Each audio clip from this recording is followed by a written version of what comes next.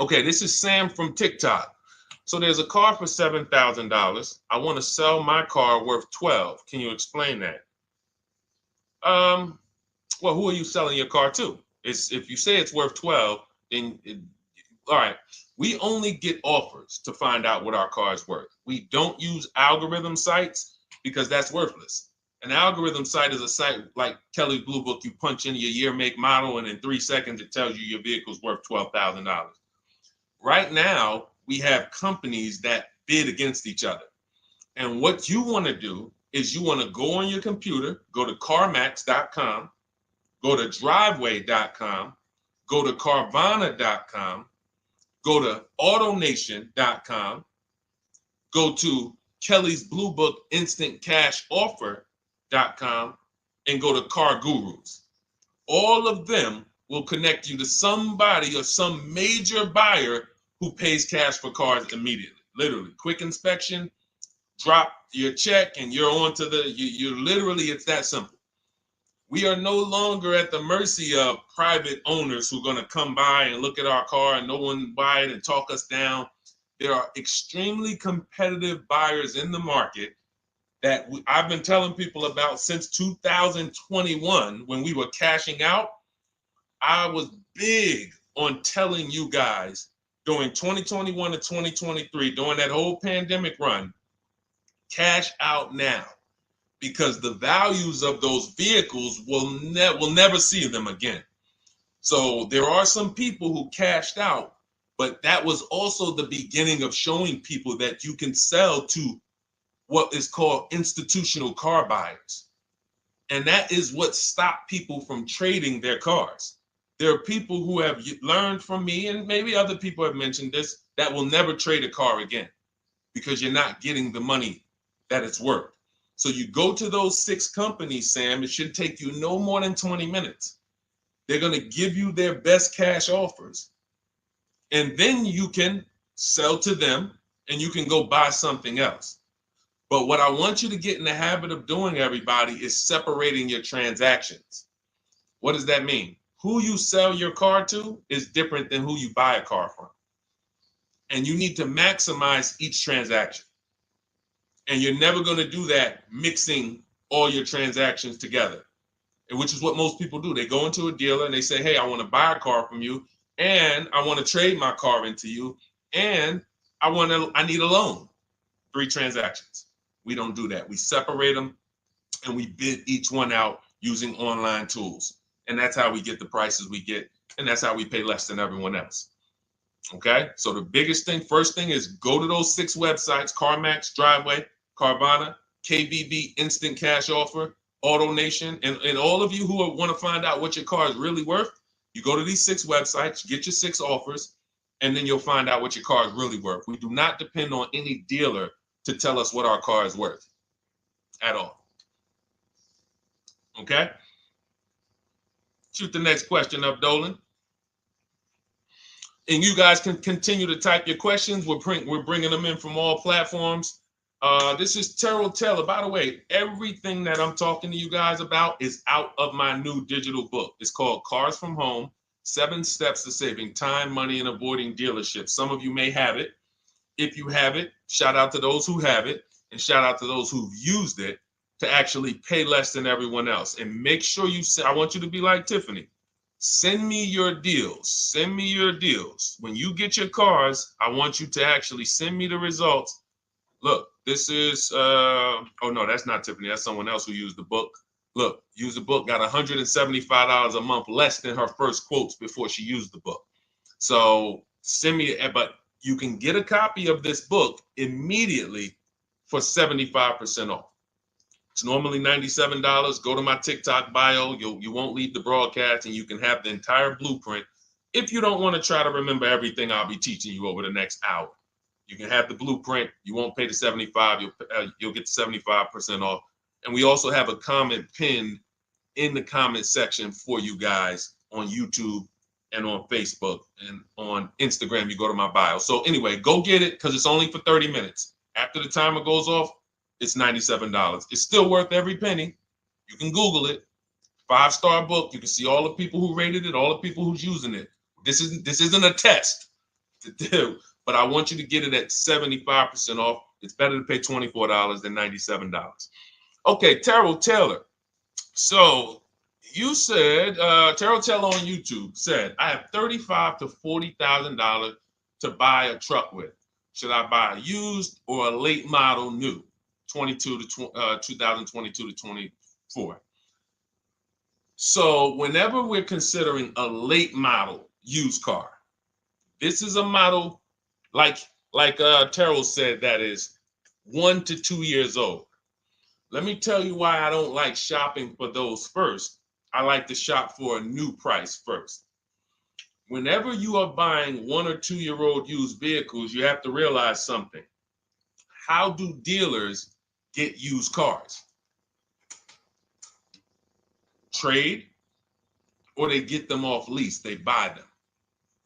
When you have not waited 3 years, you're not going to see a lot of used vehicles in that option because most people don't buy a vehicle and then trade it in 2 years. So you're not going to see a lot of 1 and 2 year old used vehicles.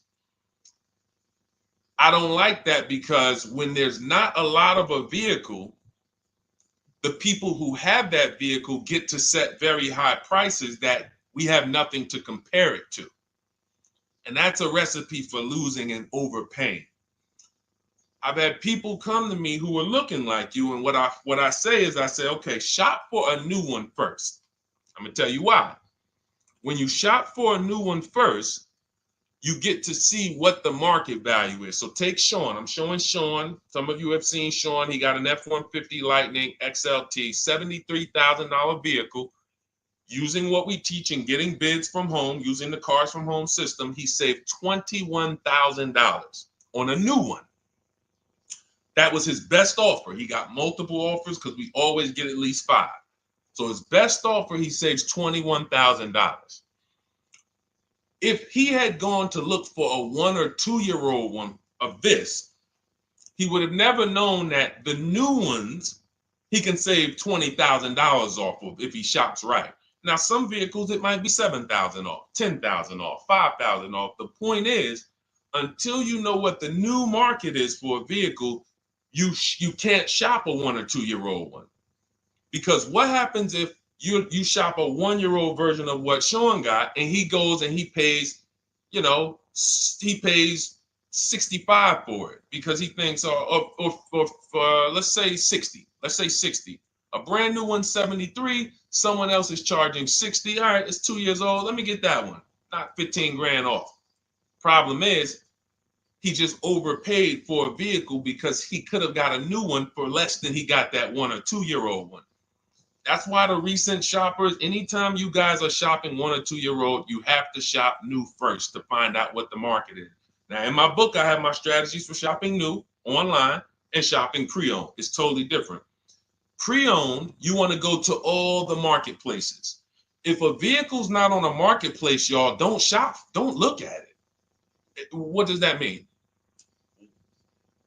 You ever walk into a used car dealer and you see a used car, but there's no price on it? Type a $ if you've ever experienced this. If you've ever looked at a deal, you've been in a dealership, you see they have a used car, there's no price on it. Type a $ if you've experienced that. Okay, I see you, Terrell. Okay, perfect. I see you, Don Dickey. Okay, perfect. All right, we have enough people. All right, Makeover Forever Studios. I see you. Okay, Todd May, I see you. So this is a common thing.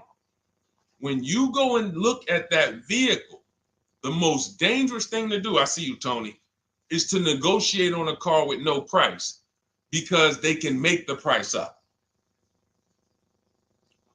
When a car is on a marketplace like cars.com, carfax.com, carguru.com, carvana.com, carmax.com, these are all the marketplaces we shop for used cars at once. It's like a big round robin for us.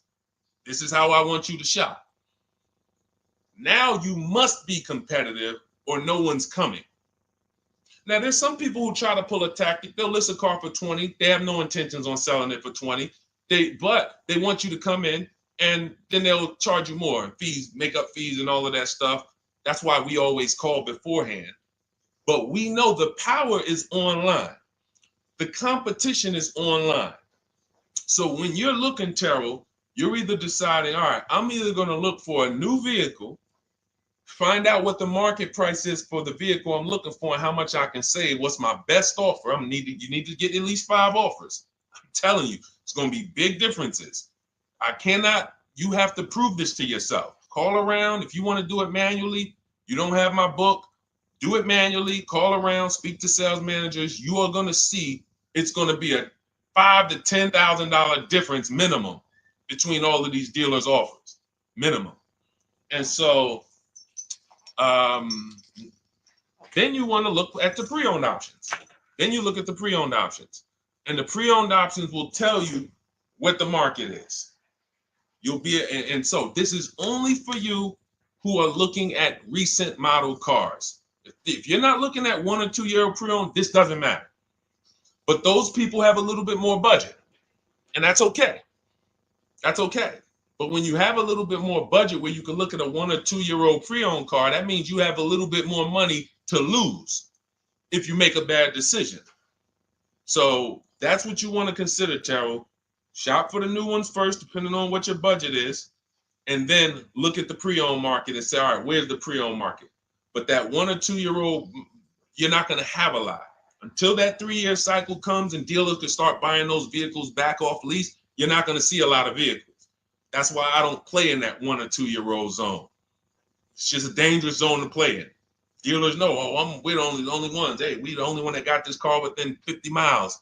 Let's charge this for it. And then they depend on someone who doesn't know the market to come in, pay for it, and you can literally overpay by 10, 20 grand and you won't realize it until, a couple years later. Okay, great question though. Great question, Terrell. Go ahead, shoot the next one up, Dolan. Type your questions, y'all. We're going to get through as many as we possibly can in an hour. I see a lot of questions coming in. Let me try to speed it up. All right, this is Abigail from Instagram. How do I shop for cars and take test drives without feeling like I'm wasting their time? I'm nervous. Okay, first thing to realize, Abigail, you're a very considerate person. God bless you for that. You're about to spend 5 figures on a vehicle. Some of you 6 figures. I love the courtesy, but we are the prize. When you're shopping the way I want you to shop, some of you, this is your first time here. You don't even know, hey, who is this guy talking? I spent 14 years in the car business. 5 years with Mercedes, 5 years General Motors. I've been helping people buy cars and get below market deals since 2019, education-wise. I love it, but you deserve the experience. If you were walking into the mall to spend 15 grand, let's just call it 15 grand. How would you want to be treated? Like royalty, right? Right? So, but I'm going to answer your question, but I need your mindset. A lot of what we're discussing is going to be the right mindset. You are the prize. That's why I don't want you going to dealers begging for discounts anymore. I want you sitting at home making dealers bid. This is how we do test drives on new cars and leases. New cars and leases. This is how we do test drives. I have it in my book because it's that serious. You're either going to have a great test drive or you're going to have a horrible test drive experience. We call and we ask the dealer, who's the most experienced person there? Who does everybody like? Who's the person that, has been there for a long time, just has a great reputation? Oh, that's John. John is just, he's been here 20 years. Everybody loves him. Okay, can I speak to John?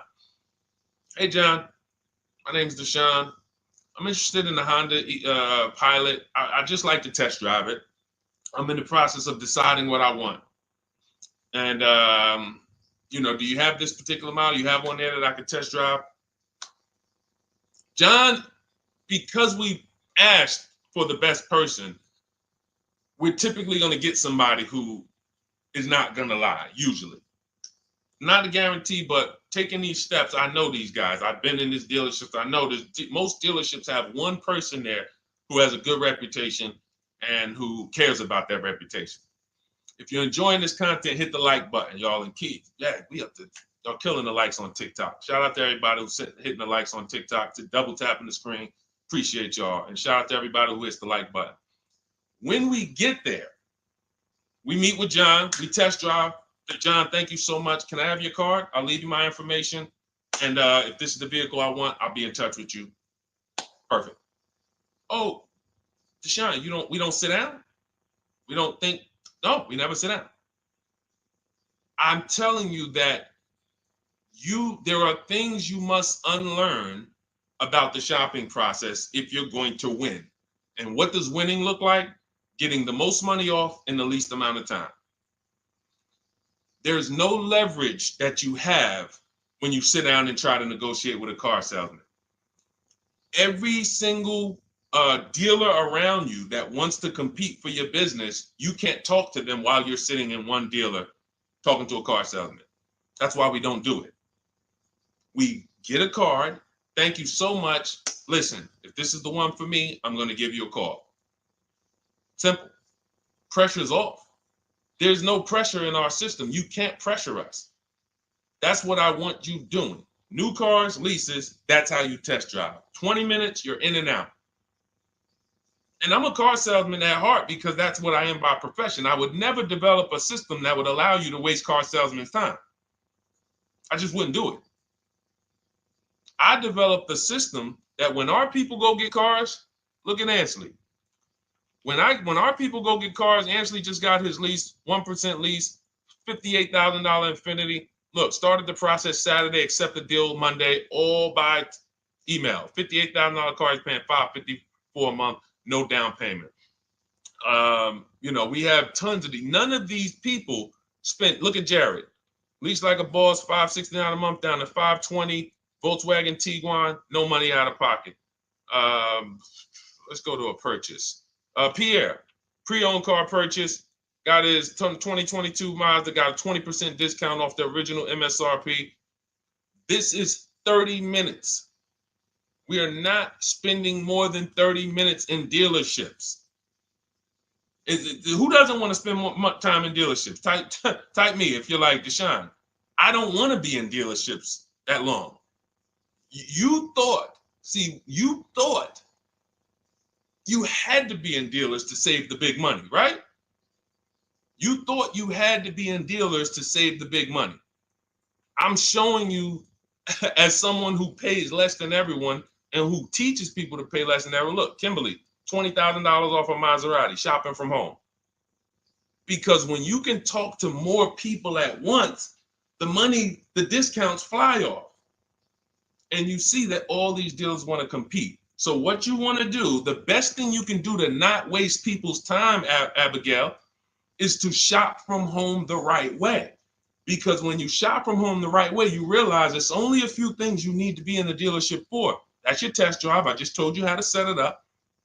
With used cars, we do it at the end. But we're only there for a second. In fact, when you go to pick up your car, they're going to tell you, thank you. This was one of the most easiest deals I ever made in my life. Because you came in, you emailed us, you knew what you wanted, you gave us the information we needed, we made you an offer, you knew what you were decisive. We have all these scripts. By the way, in my book, I have all the email scripts. You don't have to even think about what you're going to say. It's literally copy and paste, copy and paste, copy and paste, copy and paste when we're shopping for new cars and leases. With used cars, before I go to the next question, I want to hit on the used car process. Used cars, we must test drive at the end. We can't test drive used cars over here and then go and buy another used car over here. So what we do when we narrow our choices down on all these marketplaces to our top 5 favorite vehicles, we need to verify that there's no bogus fees. When I was shopping for my Infiniti truck, I narrowed it down to 4 vehicles. But I'm going to tell you something that's the most, who's bought a used car in their life? Type the letter U.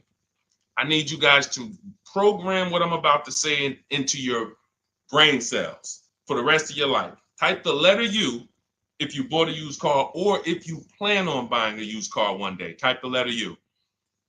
All right, I see you, Michael. Don Dickey, okay. Terrell, I see you. Glizzy, Tony, okay. Lori, I see you. Victoria. Anybody who plans on this, let me tell you how. Okay, let me tell you how. All right. See, when I'm about to reveal big stuff, I got to kind of see how I want to say it. The marketplaces that we go to look at used cars on, They're never going to tell us what a great price is. And I'm going to tell you why.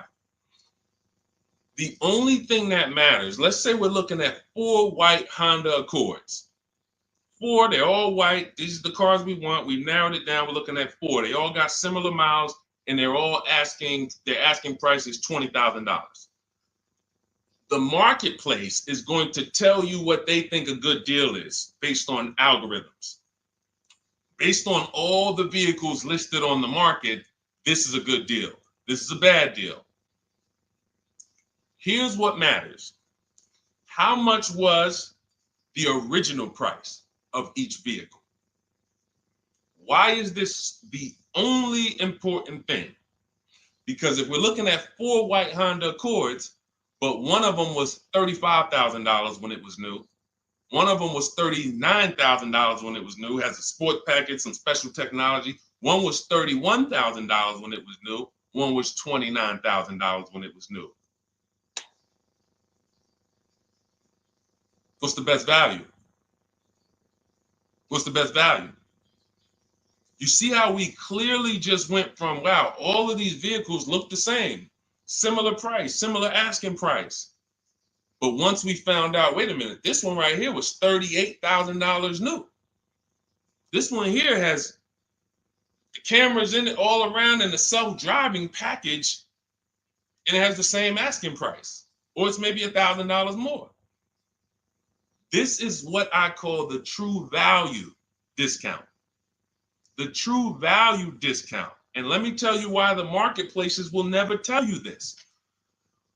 Because if they advertise the true value discount, someone has to be at the bottom. In other words, when you're looking at Honda Accords, if you could go right to the true value, who's giving me the biggest discount off the original MSRP? That means the car at the bottom, they might be giving you no discount off the MSRP. We saw that during the pandemic. It was people selling, who remembers people selling Toyota Camrys, 3-year-old Toyota Camrys for the same price as they were when they were new? There was some deal, everyone wasn't. I know a couple dealers, I know a couple general managers who run dealerships who are ethical. And they said, look, I don't care what the market does. I can't sell a used vehicle for the same price it was when it was new. I'm not doing that. Because when that customer comes back in 3 years to deal with me, I'm going to have to help them again. And if I bury them in their car, then I'm not going to be able to help them. But there were plenty of people who was. The true value discount is all that matters, which means we have to know what the car was new. We have to find the Maroni label. We have to go on the Carfax. We have to go to where the window sticker is and get the original price. And then we'll clearly see, oh, that's the best used car. And no one else shops like that. No one else shops like that. If y'all get that, type dollar signs. If you get that, what I just said, type dollar signs.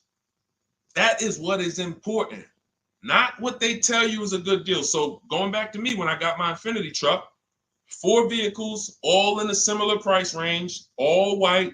They were between $1,800 difference from each other, similar miles. But once I found out that one was 46,000 new, one was 48,000 new, one was 52,000, and the one I ended up getting was 54,000. That separated it. The one that was 54,000 new, they were giving me a 42% discount asking price. These are things that help you cut through the mess, the smoke and mirrors of the car business. In order for you to win and pay less than everyone else, you have to cut through the smoke and mirrors. That's what I'm great at showing you because I was in the business. So these are the things that, again, if you say, Deshone, I need the whole blueprint. I need to give me the step-by-step. I'm leasing, used cars, high mileage, new cars. Give it to me step-by-step. That is my new digital book. It's called Cars from Home, 7 Steps to Saving Time, Money, and Avoiding Dealerships. It'll be in your inbox in literally 5 minutes, and you get yours for 75% off. Support yourself and support your family by getting your copy. Go to my YouTube comments. We have a link right there pinned for you guys. We have a link in the Facebook comments. Get your book for 75% off for the next 30 minutes. You'll see a timer on the page. Now, if you're on TikTok, click that picture of me and go to that link in my TikTok bio and click the one that says 75% off to activate the 75% off link. Get your book so that you never have to wonder about this. Now, we're going to continue, but I just know as we answer more questions, some of you are going to forget that. What we just went over in the last 10 minutes, this next question, you're going to forget all of that. All right? Now, Dennis Gamister from Instagram, on a lease agreement, does the deal use the MSRP or the discounted price? So when we're shopping for leases, this is what we do. We get all our offers this is how we construct our offers.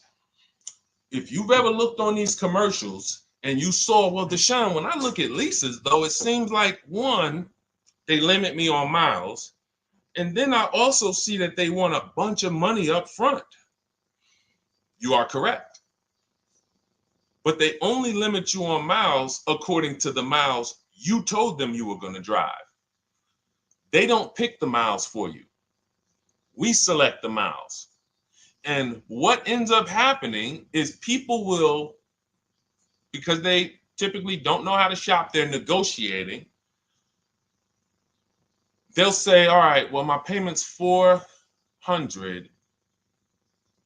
That's my budget.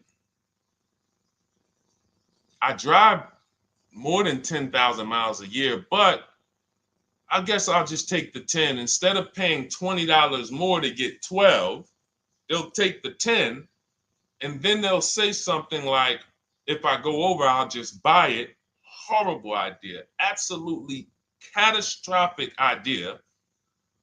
Or if I go over, they blame the lease. They literally will get the penalty, get the bill for the 6,000 extra miles that they used, and they're charging them 25 cents a mile now, and say, man, this is why I don't want to lease, because they limit me on my miles. No, they didn't. To save $20 a month, you pick the lower miles. You can customize leases up to 15,000 miles if you want, 18,000 miles. Look at Jen. Jen just got her lease on her Honda. Hold on, where's Jen's lease? She got an 18,000 mile a year lease. Now, the way we shop is 12,000 miles per year, only first month's payment due at signing, and we shop it taxes and fees in the payment. Jen, her best offer on her Honda CR-V hybrid, which is one of the most popular hybrid crossovers in the market, she got $512 a month, 12,000 miles. That's a 1.3 lease. We'll talk about the 1% rule for great lease deals and the 1.5% for overpaying. She gets 1.3. She bumps it up to 18,000 miles per year. But look how much more, y'all. $50. So for $50 more a month, she, instead of driving 12,000 miles, she gets to drive 18,000 miles. And she gets to drive as much as she needs to for $50. Versus her saying, you know, I'm going to take the 12 knowing I don't drive 12, and then I'm going to get penalties and, again, blame the lease. The lease is custom. And the first time I learned about high mileage leases was when I was working at Hyundai. I was a manager at Hyundai for a short period of time. It was a highway dealer. The guy ended up going to jail. It was typical, like, you know, I've worked in some dealers, some phenomenal dealers, but this one was like, if you ever could imagine the prototypical highway scam dealership, I mean, this was it. So I was only there for 6 weeks, but I was a manager, and what I saw was I was taking care of this guy's lease who was just finished with it. He had 72,000 miles on it, and I went out there and I said, wait, you leased this? 72,000 miles? He said, yeah, I always lease now. He said, I used to come in every time I bought a car, my negative equity was ridiculous, $15,000, $10,000. I had to keep writing these big checks.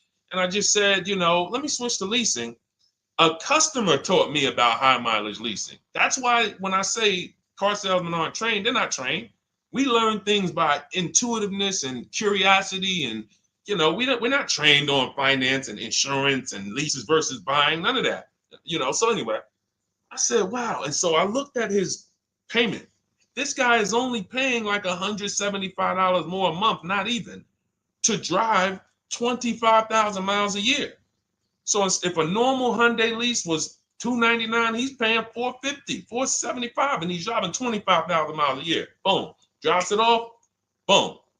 No negative equity, none of the trash that most high mileage drivers are dealing with. So when we are shopping for a lease, we have to shop with our template. Whenever you're getting your lease quotes, it's 12,000 miles a year, first month's payment only due at signing, taxes and fees in the payment. Assume tier 1. That's what we blast out. In my book, I have something called the 25 to 5 strategy. We connect with 25 dealers online. You use my email scripts, copy and paste. We're going to get 5 offers. This will take you. You saw Ansley. He said, I started it Saturday. By Monday, I accepted a deal. This doesn't matter. This is a 24, 48-hour turnaround to start getting offers on these vehicles. Now, once we're looking at offers, we take the MSRP. We take the monthly payment. We divide it into the MSRP. So let's just say we're shopping for a vehicle. It's $40,000. One of our offers is $400 a month. $400 a month. No money due at signing, just $400. We drive off. We divide that into the MSRP, not the selling price, the MSRP. So now we divide that into 40,000. We can see and we multiply by 100. That's a 1% lease. The 1% lease rule has been around for the last 20, 30 years. If you could lease a vehicle and the offers is under 1% of the MSRP, it's a steal. Great value. Because a $40,000 vehicle with no money down to buy would cost probably $800 a month on a 5-year loan. So it's incredible value. It's a steal. You don't have to worry, am I overpaying? Nowhere near. You're still in the vehicle. And we have some people who shop from home using the car. If you're Deshone, do those deals really exist? If you're on YouTube or Facebook, you can see right now. Look, Greg got a 1% lease on his Kia EV6 Win, $527 a month, $56,000 vehicle. Look, Zafrina, $579 a month, $65,000 vehicle. Ansley, you saw Ansley's Infinity. Rosalie's Infinity truck. Right here. Look, it's paying $592 a month, $59,000 vehicle. 1% lease deals are out here when you know how to shop. Now, that's a steal. That doesn't mean that's the best. That doesn't mean, if I can't get a 1% deal. In order to get a 1% deal, you have to not just shop. You need major support from the manufacturer. The lease program has to be good. The rebates have to be good. The residual value have to be good. The money factor, which is the interest rate, have to be good. There's a lease program that no dealer can control.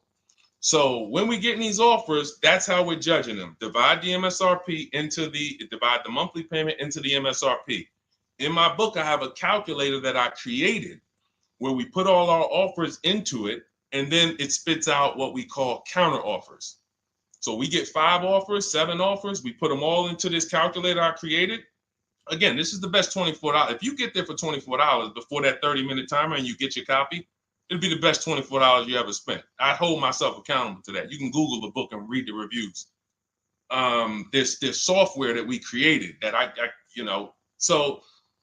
that's how you're judging your leases. You're looking and you're comparing to the 1% rule. Now, when you get to 1.5%, we can't make those deals. We're paying too much for a vehicle that we're giving back. We have to see, there was no indicator before I created the 1.5% rule. As much as I love educating people on leases, the only people who should be leasing is if you're not keeping your cars 8 years. All of you long-term people who you keep your cars more than 8 years, don't think about leasing at all. You should be shopping for below market purchases. But if you're not keeping your cars 8 years, you're losing thousands of dollars not leasing cars. Depreciation is where you lose. Resale value is where you lose. So the 1% rule is what our anchor is, but 1.2 is great value. 1.3, great value. 1.4, good value. 1.5, good value. Anything over 1.5, now we're paying too much for a vehicle that we're giving back. So that's how we're judging.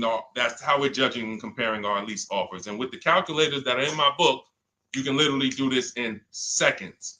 This stuff, these mathematical things that used to be complex, even hard for me to explain, when you're using the stuff in my book and you're seeing, wait, There's calculators I can do this. Boom, boom. Why don't these calculators exist on Google? Because anything that makes dealers compete, they're not going to make for you. They'll make stuff for you that allows you to see more and do this and make it easier and faster and connect to get a loan quick. But competition, any tools that create competition, they're not going to make those for you, because that's where the real money comes off when you make dealers compete. Okay, so you want your copy of Cars from Home, 7 Steps to Saving Time, Money, and Avoiding Dealerships. Click the picture of me on Instagram or TikTok. It's going to take you to my bio. You won't leave the broadcast. Click that link and then click the button that activates the 75% off, and you'll have 30 minutes. Once the timer goes to 0, the $97 price is what you have to pay if you want it. It's up to you, but $24 is much better than $97. $97 is still a great price. I have no doubt that you guys would write me, especially the more you use this. 1, 2 cars, 3 cars. You get 1 lease this year, a used car next year, a new car in about 4 years. And Deshone, what about when websites change? What about, this is an online system. Websites go out of business. Vroom went out of business. They were in my book. We used to get bids from them to sell cars to them. When we were shopping for used cars, they were in my multiple marketplace strategy. They went out of business. I went right into the master file, updated the 9,000 people that had a book. It was probably like 2,000, 3,000 at that particular time. And the next time people opened the book file, there was no room. That's why the book is digital. That's one of the reasons. You'll see the other reasons is I have scripts that I link you to. I have PDFs I link you to. Videos I link you to. I couldn't do this with a real physical book. So again, in the YouTube comments, in the Facebook comments, we have a link for you guys to get your book at 75% off for 30 minutes and use it. All right, Dolan, shoot the next one then, brother. Let's go. How old of a used car should a person buy? That's based on budget. I like to start with, when we open those marketplaces, Tony, you want to start with the most recent cars. The first thing you're doing when you open up the marketplaces, y'all, first of all, we're creating accounts. Out of all those marketplaces I named, 6 or 7 of them, we use 8. We use eBay Motors, we use Carfax.com, we use Cars.com, Autotrader.com, CarGurus.com, Carvana, CarMax, Driveway, and that's 8. 7 of those, or 6, allow us to create an account. Why is it important to create an account? So that every single new car that matches our criteria, as soon as it's listed, we get a notification. The people who have that notification on, most of them don't know how to assess the market like I'm showing you. So even if they get a notification that the car was just posted, they're not going to have the information to take advantage of it. They're going to hesitate. What we do is, the first thing we do after we create our account is we're now assessing the market. Where's the low prices? Where's the high prices? And I'll usually go 3 years back, sometimes 4 years back, and let's assess the market. Now, I have another calculator in the, matter of fact, let me show this to you guys. I have another calculator. It's called the Perfect Budget Calculator. The Perfect Budget Calculator. What this does, you guys can't see this on YouTube, but you can see it on you can't see this on TikTok. But if you go over to YouTube, Facebook, or Instagram, you'll be able to see what I'm sharing right now. Now, what often happens is, let me share this. Hang on. Boom. Okay. So now what often happens is, a lot of you will say, I could put down $2,000, but, if I don't have to, then I won't.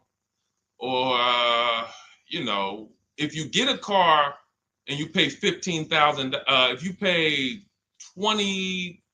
pay $500 a month for 5 years, that's a lower price you paid than paying $500 a month for 6 years.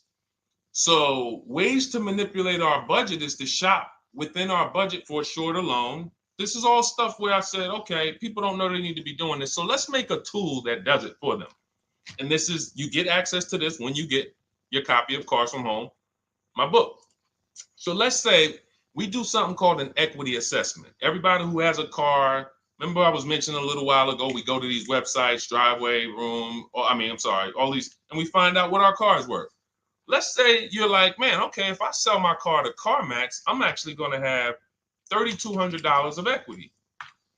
All right, so when I sell, I'm going to put that into my budget. All right, now max, my down payment, max I could comfortably do is $1,500. That's max. Now, we use the average interest rate, and in my book, I give you a link to see what the average interest rate is at the particular time you're going to be shopping. Let's just say it's 6.9. Now, we enter a comfortable monthly payment. Let's say you're like, all right, I don't want to go any more than $425 a month for 6 years. That's my max. You enter your state so we can pull the taxes and we can pull the fees. New Jersey, calculate budget goals. Now it's going to ask you a comfortable monthly payment on a 5-year loan. You might say, all right, same thing. I still don't want to go over 425 no matter what. Perfect. What this does is create multiple goals. And it creates multiple goals. It creates a starting point. Now, if you find a car at this price, $18,776 or less, you can do a 5-year loan, use none of your equity, so this will go in your bank, and use none of your down payment. Now, next goal may be, okay, $22,000 or less. 6-year loan, no equity, no down payment. So the first two goals are no money down goals.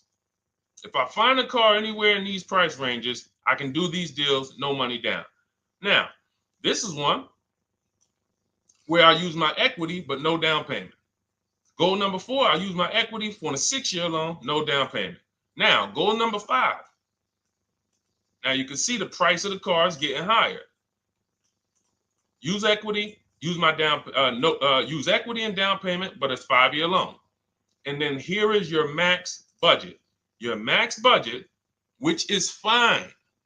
There's nothing wrong with if you find a vehicle that, once you use this and you find the best price vehicle, as long as you are under this number, you are fine. The problem is when you go over that number. The problem is when you go over budget. All of these goals are your budget. So when I got my Infiniti truck, I got my goal out. It was my fourth goal. Now, this is how you make sure when you go out to shop, and look at the top. What does it say? You select your state determines the sales tax, will factor it in, give you precise figures. Now, you'll notice, what about the fees, Deshone? Don't all these cars charge fees? We've already factored in the taxes, and we've added $1,000 for fees. What is $1,000? The documentation fee and the motor vehicle fees. It's all in there. So you can go out and know that's my max budget. I cannot buy a vehicle, make a deal on a vehicle where my purchase price is more than $26,729. That's the perfect budget calculator. So there are certain things that I had to create. No one does them. Everything that I was referring you guys to, all the websites, I was doing this, and there was some things where I couldn't refer you to anything because it doesn't exist. We had to build it. So this is how we make sure we are shopping, whether it be for new cars, used cars, below our budget. And that's not how you make, but here's the thing. I need you, before we go to the next question, I need you to understand something. That doesn't make sure you pay below market price. You have to combine this with getting bids, because you can be within your budget and pay over market value. There's 3 types of prices you can pay for a car, whether it's a new car, used car, or lease. Did you pay market value? That's what everyone's paying. Average. Did you pay over market value? Our only deals we make are below market value. And the way that happens is through bidding and creating a marketplace around you where all these people are competing for your business. That is how you combine that with the budget. This will keep you below your budget, but it does not guarantee. If I gave this to you, all of you would be like, this is great. I'm never going to go over my budget again.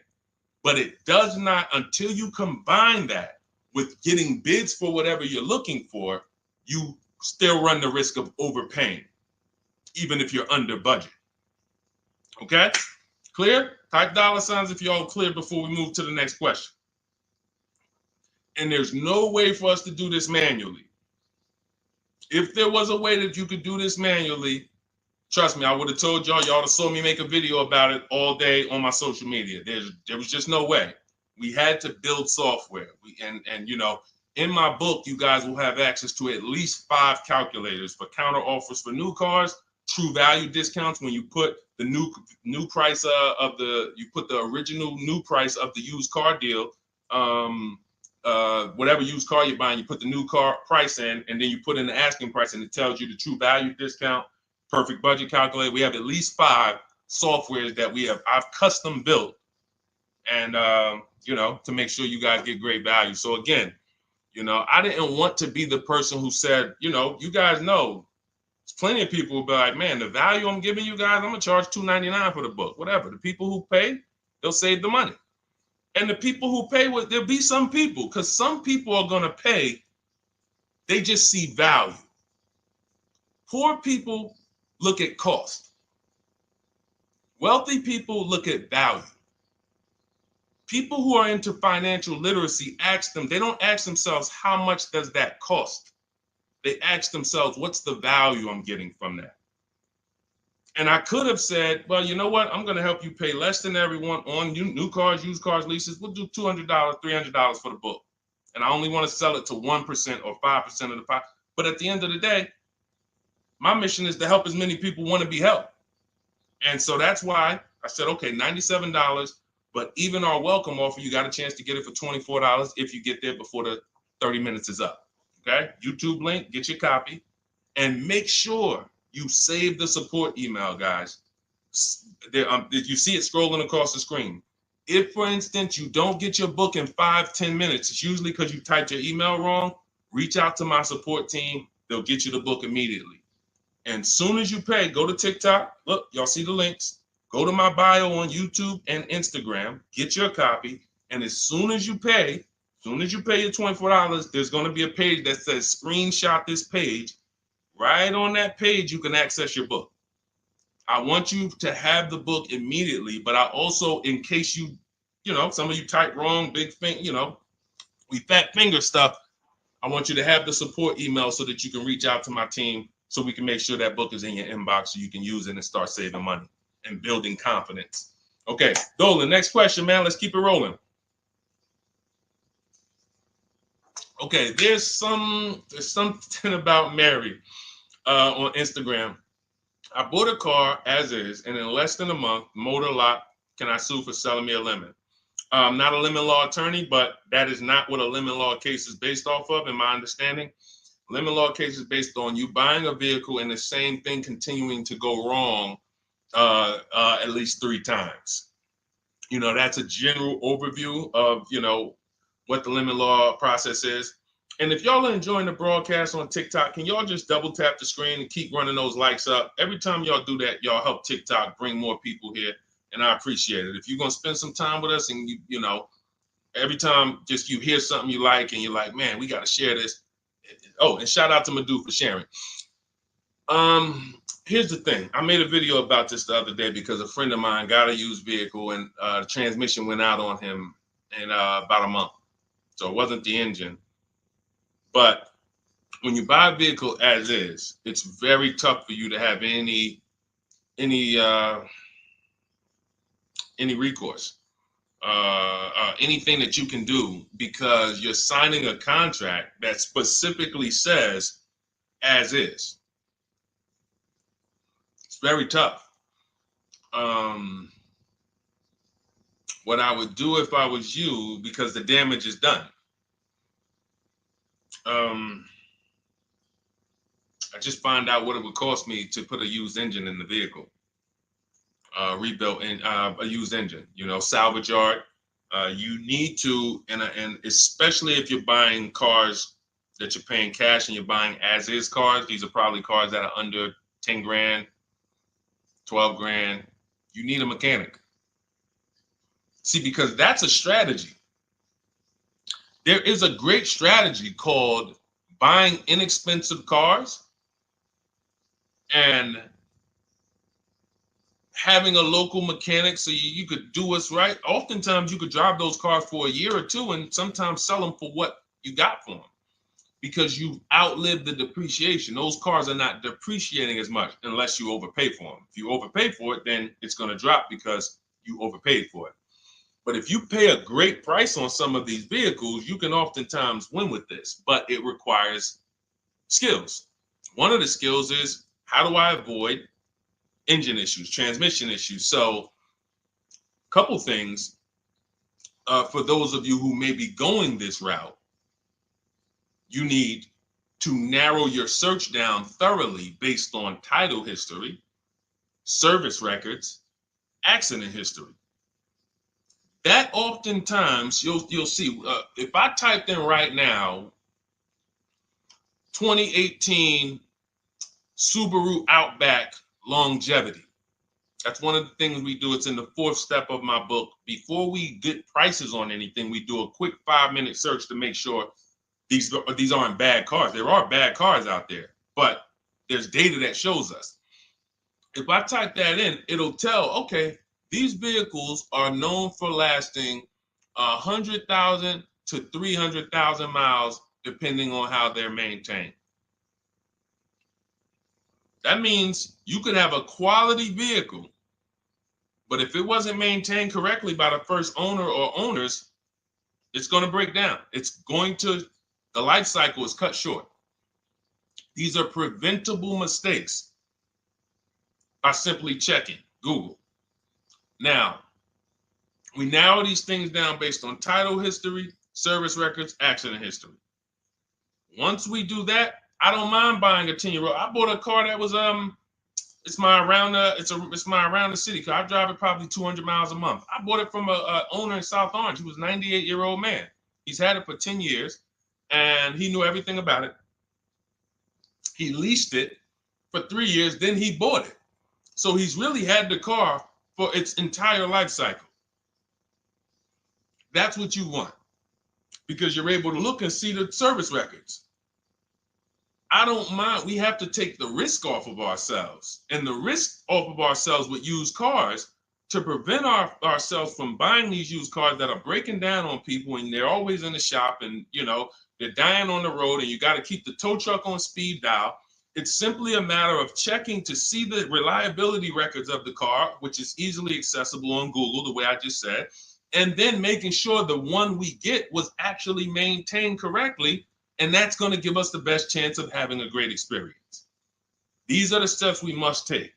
But in your particular case, there's probably, I don't think you have a case. You can certainly reach out to a lemon law attorney. I don't think you have a case at all. I think because it's buyer beware with cars. It's buyer beware.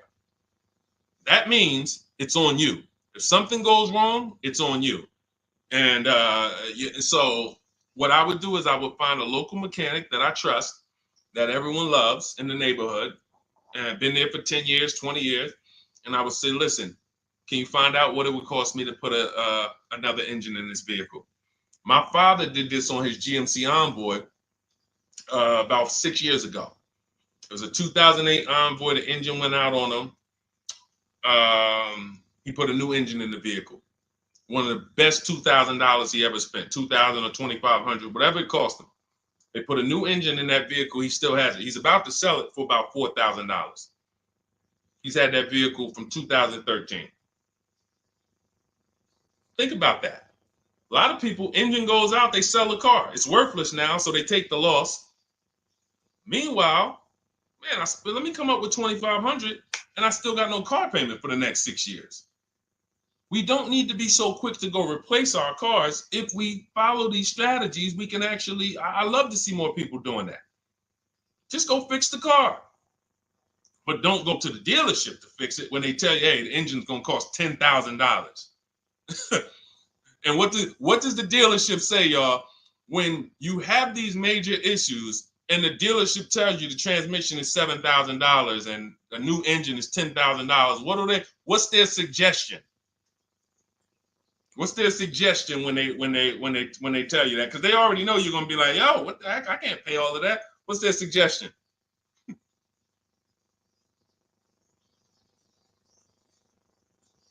Let's see, let me give y'all some time to type. I just want y'all to know, like, this is how the system works. So I know somebody, look, thank you, Jay June. Trade it in. Thank you. You see how we can, oh, look, NY Anderson, buy a new one.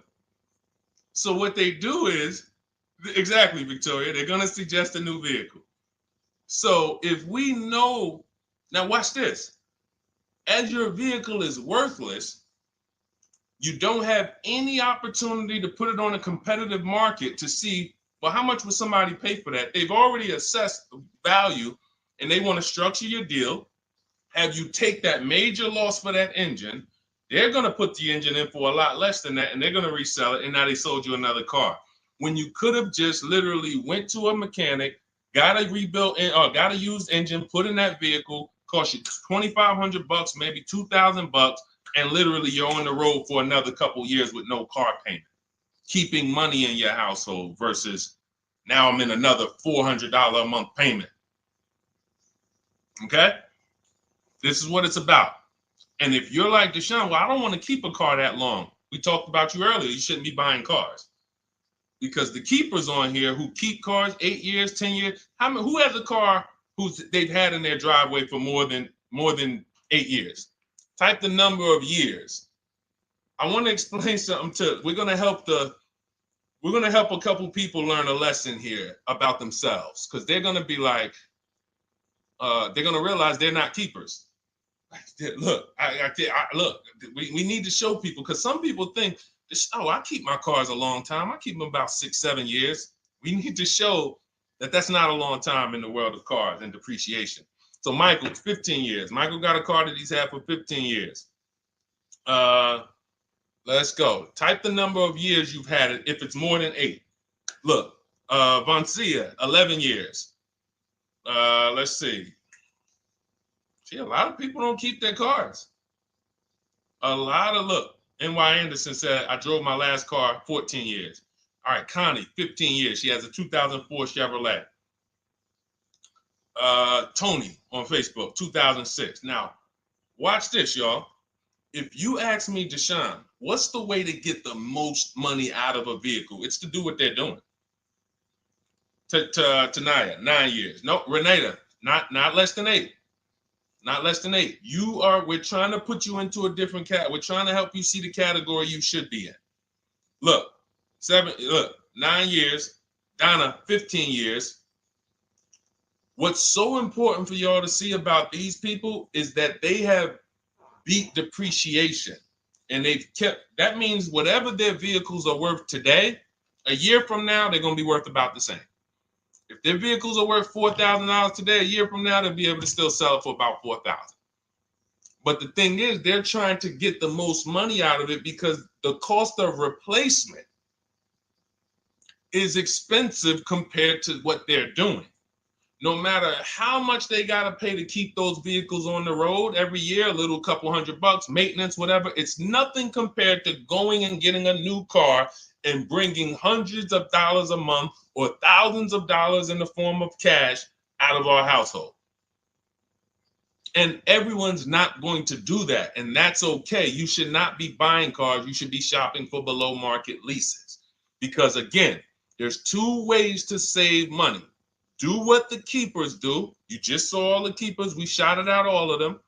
And the other way is to go in and not tie money up in the vehicles in the first place. When you look at somebody like Danielle, she's driving a $44,000 Audi, 2024 Audi A3. That vehicle is $800 a month to buy, no money down. $800 a month for 5 years, maybe $700 a month for 6 years. She's paying $550 a month. She didn't tie up the money in the first place. That's the name of the game with leasing. Bonita on her Telluride. This is also to show you it doesn't matter what the market does. The market could be up or down. We're going to pay less than everyone. This is Bonita. She got a Kia Telluride during the pandemic when everybody was paying ridiculous prices. That's why I show her 2022. Look at the date. She said, I'm driving my dream vehicle, $600 a month. People were leasing. And I know if somebody watching this and they're like, if you leased a Kia Telluride during the pandemic, you are not paying what she's paying with no money down. I know it. I know it. People were DMing me, Deshone, I want a Telluride. They want $900 a month for them. I know people weren't paying $600 a month, but she came in, used our bidding system, used the same strategies you're going to have access to in my digital book. She got $600 a month from home without being in a dealership. Her dream vehicle. This is how you win. You're either going to not tie up your money in vehicles, you're going to drive new vehicles that don't have problems because they're always under warranty and you're paying cents on the dollar compared to people purchasing, or you're going to be a keeper like Michael and like Donna and like the people who said, okay, I'm keeping my vehicle this long. That's why in my book, it's 7 steps. But the first step is to ask yourself how many years you're keeping your next vehicle. That is the first question I would ask you if you and I were shopping together. My first question to you would be, Michael, how many years you want to keep the next vehicle? 8 or more or less than that? If you said to me, Deshone, I'm going to keep it at least 8. All right, let's go for the purchase. New or used, depending on budget, but we're purchasing. We need to find a below market purchase. If you said, Deshone, I'm 6 years max. I can't see myself keeping a car more than 6 years. All right, we're going to shop for a below market lease. Because the money you're going to spend in a below market lease, when you get these below market lease deals, not commercial leases, not what you see on advertisements. Those are ridiculous prices. We don't pay those prices. None of these people that you see, Greg, Charles on his Palisade, none of these are advertisements. They're thousands less. But when you're putting money in the cars and you're driving brand new cars, this is how it was for me when I was 22. This started for me at 22. I was working for Pontiac and I leased a brand new Pontiac G6. It was $256 a month. $256 a month. It was like a $21,000 vehicle. Same time, I had a friend of mine. She got a I don't want to say it because she might be watching this, and this is no shot at her. I didn't understand enough to teach her back then because I was new in the business. She went and she bought, let's call it a Honda Civic. Now my car was bigger because the G6 was a mid-size vehicle. The Honda Civic is a compact vehicle, but she bought it.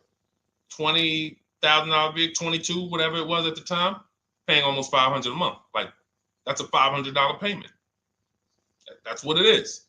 So my young household, I got a newborn daughter. I got a new car I'm paying $256 a month for.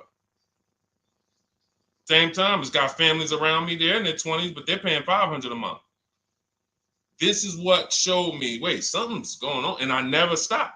I bought a used car at that time, but since I've had 4 Infiniti leases, I've had a Jeep Grand Cherokee lease, and people always think, gee, you must be paying ridiculous money. I see you get new cars every 3 years, but they don't. I'm driving $40,000 cars, $45,000 vehicles. I never paid over $400 a month.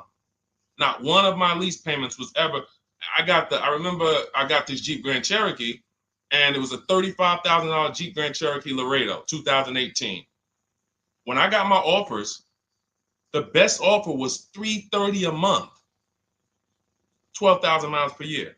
And that's what I was driving. If I was driving 15, I would have bumped it up to 15,000 miles per year. I got $330 a month. I went in there and I gave them $330 for that Jeep Grand Cherokee and I drove off. $35,000 vehicle. This is what I'm telling you guys. This is what is called deal structure. If your deal is not on the right foundation, if you buy, but you should have leased, you're overpaying by thousands and thousands of dollars. And you're going to have subpar vehicles with that run out of warranty, and you're going to have the same payment. You're going to have higher payments. I need you out of these two categories. I need you in one of these two categories. I'm either going to keep my vehicle long enough to beat depreciation, 8 years or more, or I'm shopping for a below market lease. I'm not going to be stuck in the middle no more, buying vehicles and then selling them while they still have a loan on them, negative equity and all of this stuff. This is paramount. Okay, the buying versus leasing thing. I need most of you to put this to bed today. And I think I'm one of the only people that goes into buying versus leasing by the numbers. It's not opinion based. It's not, oh, I think you should lease if you're, depending on the car here, it doesn't matter the car. Doesn't matter the car. You can see Teddy's, let's show Teddy's luxury. Teddy got a BMW. Doesn't matter. He wasn't going to keep it 10 years. Look, goes on a BMW 2024 i4 M50. It's a $73,000 vehicle, $856 a month. $856 a month. Look, he said the dealer's initial offer came in at $937 using the counter offer calculator. Using the counter offer calculator, he counted at $829, $856. If you just jumped on the broadcast, I showed you some of the calculators that I created that are in this book. In my book, there's a reason it's 5-star rated. There's a reason people that you can go read what your peers say about that book. Get your copy for 75% off. It's in my TikTok bio. Click that picture of me. Click the link. Same thing on Instagram. Go to my bio. Click the link, and you'll see a button that activates the 75% off book. And if you're on YouTube or Facebook, it's in the comments section. 30 minutes only. Get your book so you can have access to all of this. Unless you just have an incredible memory and you can remember everything we talked about over the stream, but none of you can. I know none of you can. That's why, I couldn't even do it. It's just too much. We're talking about used car strategies, new car strategies, lease strategies. You guys, you're not gonna remember all of that. But anyway, let's go. All right, I think we got time for a few more. Go ahead, Dolan, keep it rolling. Make sure you guys screenshot the support page. As soon as you pay for your book, the book is on the thank you page. Remember that.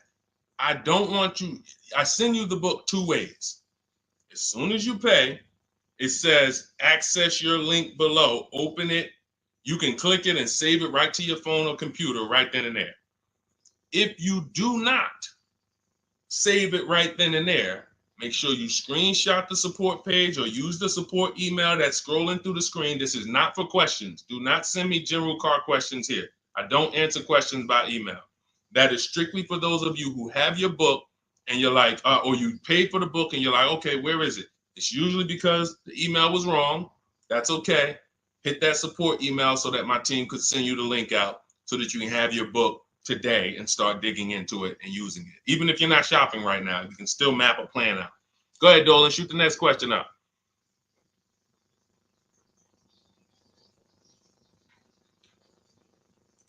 All right, this is Victoria from TikTok. Any tips for how I can get the highest trade-in value for my existing vehicle? Of course, bids.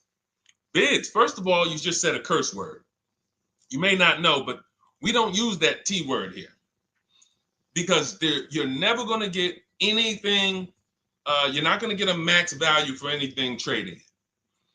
We are fortunate that we have the opportunity to get bids from cash buyers in the market. And I'm not talking about cash buyers like Facebook Marketplace where a person, it's one of your neighbors from your town coming to look at your car. I'm talking about institutional cash buyers. People who cut a check instantly and, they do an inspection. That Jeep Grand Cherokee I sold to CarMax, they were the highest bidder 3 years ago during the pandemic. I'm not going to tell you what I made because those values don't exist anymore. So it just doesn't even make sense. But, those of you who were watching my videos earlier 3 years ago or using my tips, you guys cashed out and made ridiculous money. When corporations were trying to make money on people, we made money too. But CarMax won the bid. I went down there. They did an inspection on the vehicle. They came back. Accounting department came, cut me a check. I walked away with a check. That's it. You don't want to trade. You want to sell. You want to break your not even break your transactions. I need you, Victoria, to realize there are three transactions in a car deal. Who you're going to sell your car to, That's one. Who you're going to buy your car from, that's another. Who you're going to get your loan from, that's the third one. Now, you're not always cash buyers. Deshone, I pay cash. Then you don't need that. Deshone, I don't have a vehicle to replace. Then you don't need that. But how do we make sure we get the highest value or the biggest discount? Bids. Each one, we make the market bid. So when what you should do right now, Victoria, this is step 2 in my book. After we decide whether we're going to buy or lease our next vehicle, that's step 1. Then we move to what is called the equity assessment. We need to find out, do we have equity or negative equity? Equity assessment. We call our bank. If we have a loan, we find out what our payoff is. Then we're going to go to carmax.com. I'm going to give you the 6 companies. This is the equity assessment process. We do this for leases too. I don't know if we have time to go into that, but I'm sure there's people on here who didn't know you could sell a lease. Type a question mark if you didn't know. Deshone, what do you mean selling leases? I never heard of that before. Type a question mark if you didn't know you could sell leases. We have an equity assessment process for that too. But what you would do is you go to CarMax, Driveway, Carvana, Kelly's Blue Book Instant Cash Offer. This takes 20 minutes. Auto Nation, Sell My Car, and Car Gurus, Sell My Car. Car Gurus, Auto Nation, Kelly's Blue Book Instant Cash Offer, Driveway, Carvana, CarMax. 6 offers in 20 minutes. That's bids. See, everything we do is a bid. That's how we have peace of mind. We don't negotiate. We make people negotiate with each other. There's 2 schools of thought. I want to remodel my kitchen. I want to remodel my whole kitchen. I go in and I have 5 people come out to give me a quote. One of them comes in and I start negotiating with them. Hey, you got to take less. Hey, you got to take less. You got to take less. I don't know if it's a good price or not. But when I come in, the first person comes in, I say, hey, okay, great. Is this your best offer? I'm having a couple other people come by. Oh, okay. Okay, thanks a lot. Next offer. Oh, next offer. Oh, well, listen, look, I could beat that. Oh, I'll give you another 5,000 off. They're competing against each other. When someone knows you are shopping their competition, you're making them compete with each other. They're negotiating with each other, not with you. That's a bar. Type of exclamation point if you got that. When people know you're making them compete with their competition, they're negotiating with their competition, not with you. That's the power of bidding. That's why we got grandmothers and single mothers that can come in and do this. That's why we got people who can come in and do this. You know, how are people getting these prices? Not negotiating, because they're making people negotiate with each other to earn their business. They're making banks negotiate with each other to earn their business. It's a beautiful thing. Banks and dealerships depend on you not making them compete. They want to negotiate with you and try to make you imagine and make you think, well, that's the bottom. That's the bottom. And you think that's the bottom, but that's only their bottom. Their competition's bottom is different. Their competition's best interest rate is different. Their competition's best discount is different. And why is what we do so easy? Because we're right here in our houses. That's why our entire system, our company, my book, our mindset is called Cars from Home. Cars from Home. It encompasses everything we do. Cars from Home. So that's what you do, Victoria. First thing you do is you go to those 6 websites, get your 6 cash offers, and that's going to be higher than any dealer you would ever consider trading the car to. Guaranteed. And this also allows us to eliminate the fake emails we get. All of this stuff is computer generated. I know you guys get these emails. Hey, Deuce, great news. We need your 2016 Kia Optima. We have a customer looking for it. We'll pay you $2,000 over MSRP. Who's gotten those emails? We'll pay you $2,000 over Kelly's Blue Book. Who's gotten those emails? Deuce, the list is CarMax, Carvana, KBB Instant Cash Offer, Driveway, Auto Nation, and Car Gurus. Car Gurus. That's step 2 in my book, the equity assessment process. This is stuff we do before we start shopping. Decide whether we buy or lease is step 1. That's going to put our deal on the right foundation. Step 2 is the equity assessment. Everything we do is a path. It's a clear, easy path. Okay, so yeah, I forgot the question that I just asked, but let's go. I could already tell. See, I could tell when I'm winding down because y'all could tell stuff will start blurring to me. That's why I'm like, see, and if that happens to me, I know it happens to you. Like that's why I'm like, listen, grab your copy of Cars from Home. It's a digital book. You'll have it in your inbox in minutes. It has it's continued updates. I probably updated that book 5 times since we originally launched it. Added calculators to it. Those weren't in it originally. I've added the calculators. I'm committed to making stuff better without being like imagine this. Oh, well, you bought volume 1 of Cars from Home, but I just put a new tool in, guys. Now you're going to get volume 2. And now every time a website changes, you got to get volume 2 and volume 3. And 5 years from now, you're getting volume 9 each time. It's like, no, literally one-time cost. And I can't tell you if that'll be around forever. I can't tell you that. I can't tell you 3 years from now, I'm going to be giving free updates of the book. I don't know. But I know today, that's what it is. Everyone who gets their book, you get free updates as I update the book. Because there's value in that.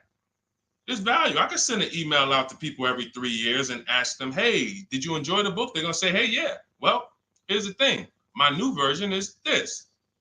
There's value in that. It could just be $24. They're already a believer. Someone who used the book's already a believer. So they'd be like, yo, the new version, oh, I'm about to shop again. $24. I'll pay it again. It's the best money I ever spent. But for now, I'm not doing that. Those of you who have the book, you will get free updates, and we'll keep you on the list to make sure you always get free updates of the book. So your link for 75% off is in the YouTube comments. It's only good for 30 minutes. It's in the Facebook comments, and it's in my Instagram and TikTok bios. Click those links in my bio. Click the button that says 75% off my new book. Get there before the $97, before it goes back up to $97. And make sure you save the support email, guys. Screenshot the support email. It's scrolling across the bottom of the screen. If that book is not in your inbox in 5 minutes, I want you to email my support team. Make sure you check your spam. And I also want you to, as soon as you purchase, you'll see, I say, hey, access your book below. So there's a link where you can click, open it up, get your book immediately if you want to download it, but I also email you a copy. But make sure you save the support email just in case. And again, that email is not for questions. Okay, it's not for car shopping questions, nothing like that. That's only to make sure you get your book. Okay, so great. Listen, great job. We've been on here about 1 hour and 20 minutes. Great questions. You guys know I like to go into detail in these questions. I would love to be able to get through 100 questions in 1.5 hours, but that's just not the way it works. We're not talking about buying, $100 items here. If we were talking about house buying, we'd have to go into detail. These are major items. This is the most expensive item y'all are going to buy behind your house. Think about that. And think about how many people are there to protect you when you buy a house. Think about how many people have licenses. See how that question got asked earlier? Can they sue if it was a house and they did you wrong? Sure. You can go before the real estate commission. People can lose their license. People can lose their ability to practice real estate. If they did something unethical, you can bring them before a court and a judge, and you can have recourse. You can get, justice. Cars, you got nobody. No one's licensed. The person who's helping you buy your car that you're sitting there negotiating with, which I want you to stop, they might have just got that job. And they didn't get that job because they're a finance expert and they're someone who understands how to help you, because they're not going to ever make you compete against. They're never going to put you in a position where you can make them compete. They'll say, hey, let's negotiate. But here's the thing. That person just got a job because, you know how many people walked in a dealership with a good smile and a good personality? 2 weeks later, they're selling cars. These are the people that are helping you. They're not licensed. They didn't go through school. They didn't go through ethics training. They didn't go through any of this stuff that realtors and brokers have to go through to help you buy houses.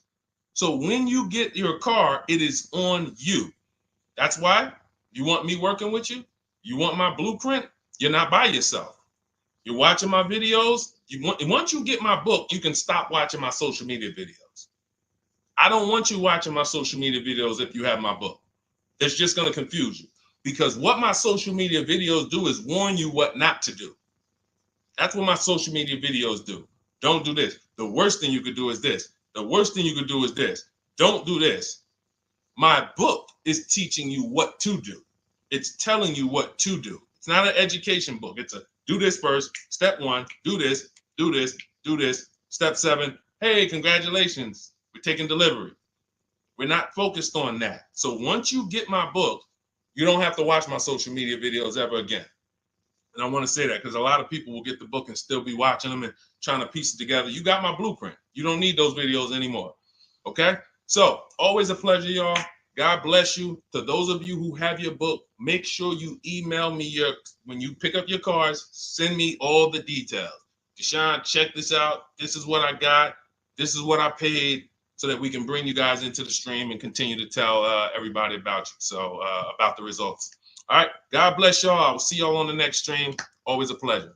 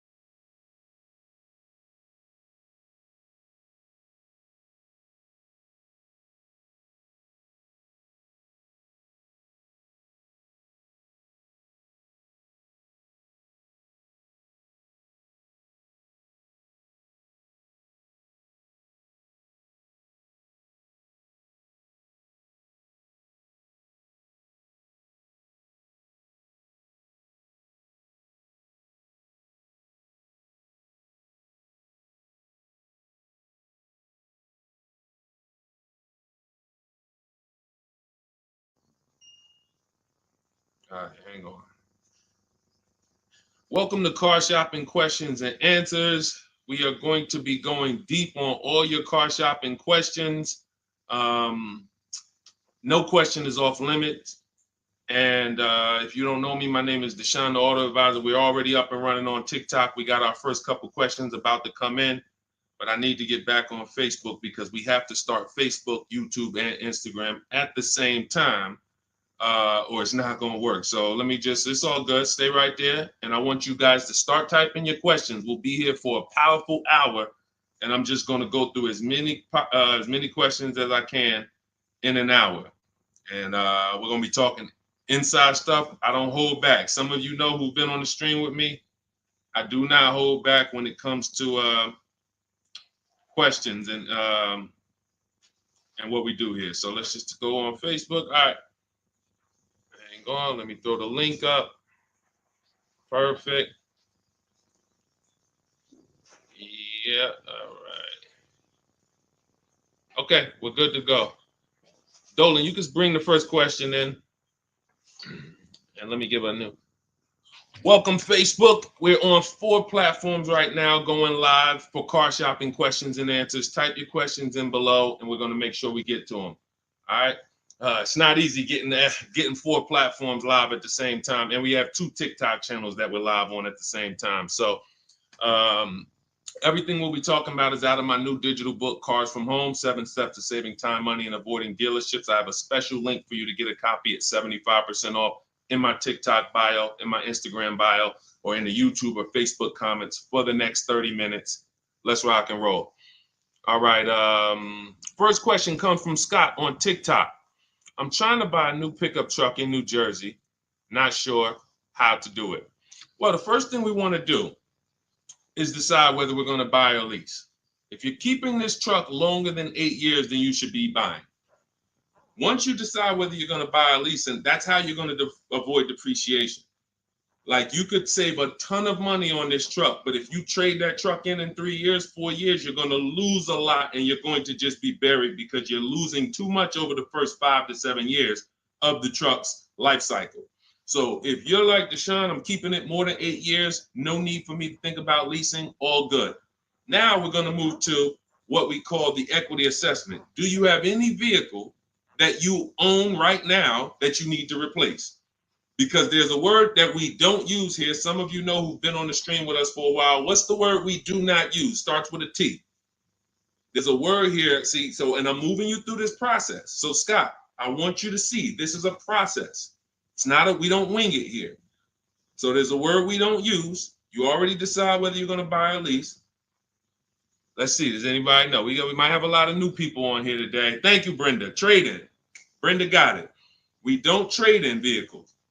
Because again, when we start talking about getting all the money on our car deals, we got to realize something.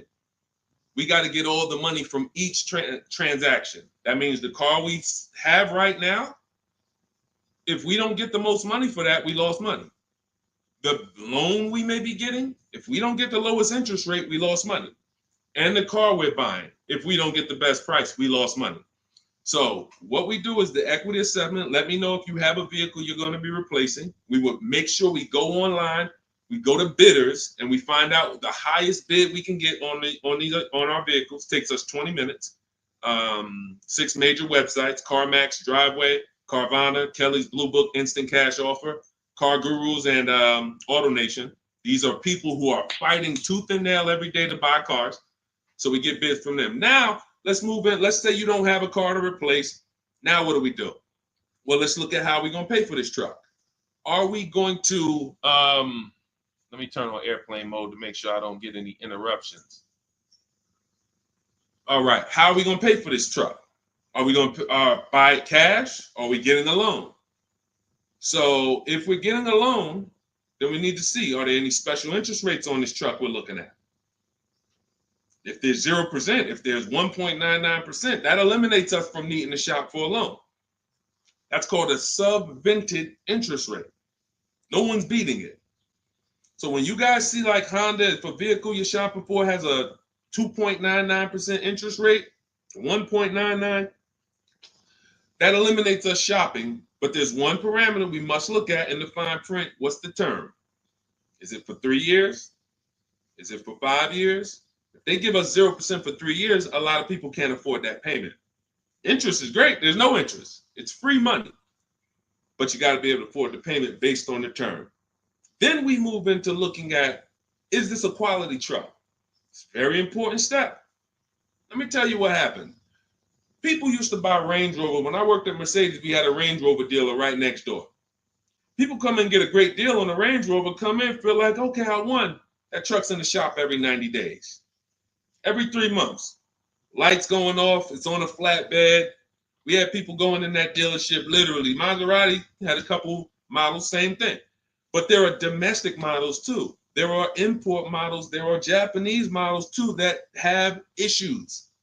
So what we do is we do a quick search, takes us 5 minutes. Nothing that I'm talking about takes more than a couple minutes. In fact, our entire process to buy cars that I teach, my 7-step system, is 90 minutes to 2 hours. You can get the best, you can get below market deals on any vehicle in no more than 2 hours.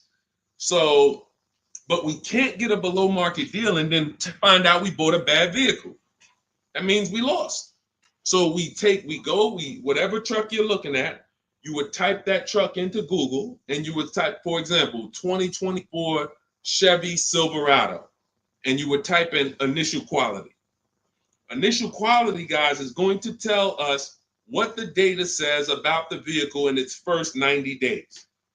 That's initial quality reports. That means when people get it, all the owners, the thousands of owners that are buying this vehicle, what are they saying in the first 90 days? Are they saying the electric, are they saying it's hard to manage? It's too complex, there's issues. Initial quality we look at and we skim Google to see if we see any red flag articles. Then we switch initial quality to reliability. Reliability is what are people saying the first 3 years? Does this vehicle have a history in the first 3 years of having issues? Maserati owners who was buying these Ghiblis and buying things back in the day, the Quattroportes that were having issues, they would have saw that. And they would have made a decision not to buy those vehicles. These things, this 5-minute exercise prevents you from nightmare ownership experiences. Paying less than everyone is one part of this deal, guys, of what I want you to get. That's one part of it. Getting a quality vehicle is the other side. And you can't have one without the other. Great price, not a quality vehicle, we lost. Quality vehicle, we paid market value or above market value, we lost. So we need to get both. So then once we find out, okay, the vehicle I'm looking for, it has great marks, there's no red flags, now we move into getting offers.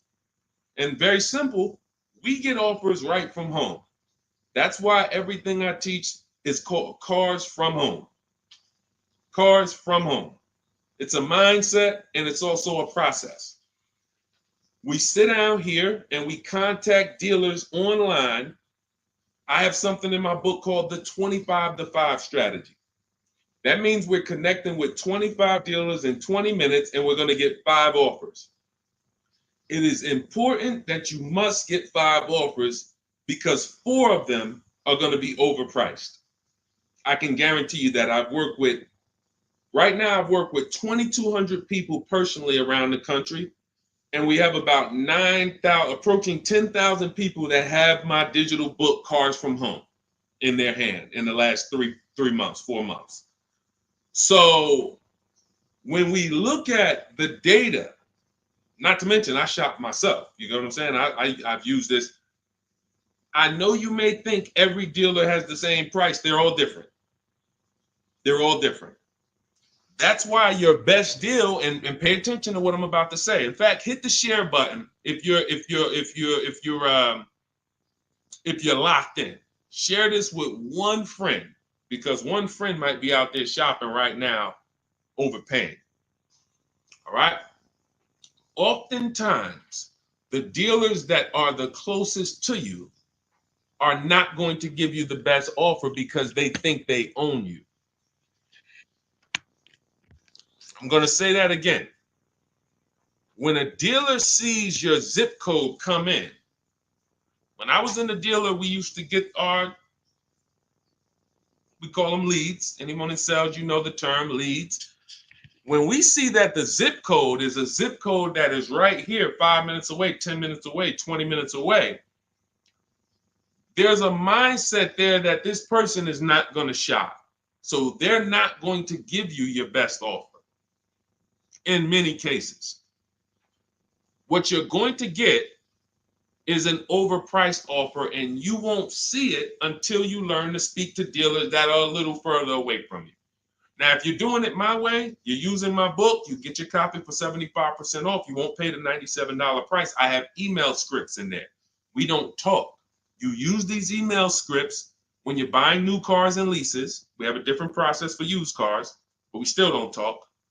You have to, and what's happening is you're going to see that sometimes the offers that come from 45 minutes away, an hour away, are your best offer because they're trying to take business from their competition. Some of these smaller dealers as well who don't have the foot traffic, they're not getting 100 people coming in on a weekend. They have to depend on strategically winning business. They're using the internet to reach out and connect with people that are far away from them, and they're beating their competition.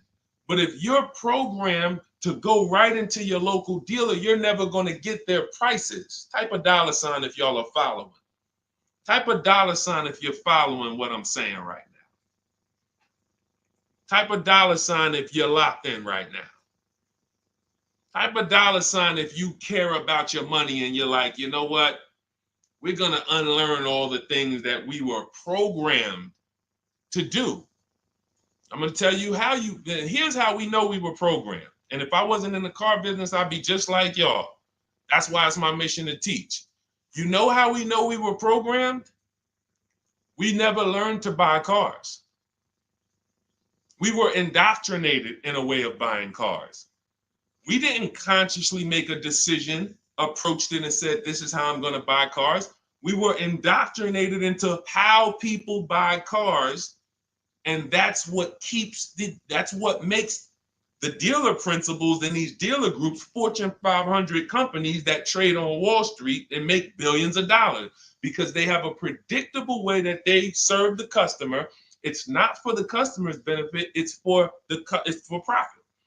So when you start doing this, and Scott, I just gave you the first 5 steps of our process. When you start doing this, you're going to see that the same people who you thought really liked you, Charlie down at the dealership that he sold cars to you, your parents. When you start making Charlie compete, you're going to see Charlie wasn't really for you. You're going to see that. The same person who, man, we always bought cars from him, but when you start making them compete, things change. Things change dramatically. And that's going to reveal to you, oh man, Charlie, how long you been overcharging me then? How long? See, because one dealer's best offer is not another dealer's best offer. So it's not like Charlie's lying. When he says to you, hey, listen, Ashley, listen, Miss Whittington, I can't do any better than this. This is our best offer. He may not be lying, especially, you shouldn't be there, but we do this, we never talk numbers in a dealership. But once they say that's our best offer, that's their best offer. When you hear from another dealer online, it's a different best offer. Another dealer online, it's a different best offer. And then you start saying to yourself, okay, I just need to find a dealer whose best offer is the lowest among everybody. But we can't stick with one dealer, because you'll never see how much you're overpaying by dealing with one dealer. So that's the process, Scott. That's the start. If you embrace that mindset, you're going to win every time. My 2 favorite words are multiple offers. You want to protect yourself from overpaying on anything. I don't care if you're getting your house renovated, multiple offers. Those of you who's not a good negotiator. Before we go to the next question, because I see we got a lot more questions coming, and keep typing them, and Dolan's going to pull the next one. Before we go to the next question, who's not a good negotiator? Type me. Not a good negotiator. I know we got some negotiators on here. We got a good amount of people, but who's not? You just don't like it. You're either not good at it. You don't like confrontation. It's just not your thing. Who'll be honest and let us know. It's not your thing. Okay, I see you, Brenda. Okay. All right, I see you, Tony. Okay. I see you. Let's go. Okay, we got a bunch of negotiators. Okay, I see you, Michelle. Okay, they're coming in now. Okay. Multiple offers is, you never have to be a great negotiator. If you embrace multiple offers, you never need to be a great negotiator, because what happens when you start getting multiple offers, you're not negotiating with the person trying to sell you something. You're making them negotiate with the other people trying to sell you stuff. Big difference. When you negotiate one-to-one, you're negotiating with a person. When you make other people get bids and you get multiple offers, now those people are negotiating with each other to win your business. That's how we have deals. That's how we have people like Danielle here, who she got her Audi. She's paying a ridiculously low payment, $550 a month, $44,000 vehicle, no money down. That's how somebody like Sean saves 20 grand off of his F-150 Lightning here. Wrote me in. Now pay attention. Pay attention to what I'm about to tell you about Sean's deal. What's so important is he saved 20 grand, 21,000 off his new F-150 Lightning. But here's the big thing. When I asked him about the deal, I want to find his post. He said to me, no other dealer, I want you to see this. He has shopped locally. Where are we? I think this is it. Okay, hang on. Okay, I'll tell you what he said. He had to go 150 miles out to get that deal. He had to go 150 miles out to get that deal. So what you're going to see from most people who learn from me, and you'll be this way too, you're driving an hour to pick up your vehicle, but it's a great drive because you know the money you saved. You don't mind driving an hour to pick up your new vehicle when you know that I'm saving $5,000 on this hour-long trip. All those other dealers close to me that felt like they owe me, none of them wanted to make me this offer. But this one deal over here, He's beating them by $5,000. I remember this young lady in California. She was buying a Volvo, and she had to fly. She called me. She said, Southern California dealer made me the best offer. They beat my highest offer in Northern California by $4,000. All the offers I got, the best one in Northern California, this dealer in Southern California beat it by $4,000. I said, so what you gonna do? She said, I just got the plane ticket. It was $70. I said, that's what I would have did. So we have to go to where we're saving the money, y'all. This is a one-time thing. You buy your vehicle from who's making you the best offer. You service your vehicle from where it's most convenient. Two big differences. All right, go ahead, Dolan. Shoot the next one up. Everyone who just jumped on, this entire stream is sponsored by my new digital book. It's called Cars from Home, 7 Steps to Saving Time, Money, and Avoiding Dealerships. It's already 5-star rated. You can Google it. For the next 30 minutes, you can get your copy for 75% off. It's my entire blueprint of leasing step-by-step, getting below market leases, getting below market purchases, getting below market pre-owned deals step-by-step, making banks bid for our business step-by-step. Now, 30 minutes only. After 30 minutes, the price goes back up to $97. So you can click the link in my TikTok bio, click that picture of me, or click the link in my Instagram bio, and come back to the broadcast after you get your book. As soon as you pay on that thank you page, I want you to screenshot that. There's a link to open the book right there. So not only will I email you a copy, on the thank you page, you click a link, and that book is right there too. So, and then for those of you on YouTube or Facebook, we have the link showing below. Link in the comments for you, and Facebook, you guys will see the floating link. So 30 minutes, get your copy. You won't pay the $97 price. You'll get yours for $24, and you have everything step by step. You won't have to remember any of this or watch my social media videos anymore. Okay.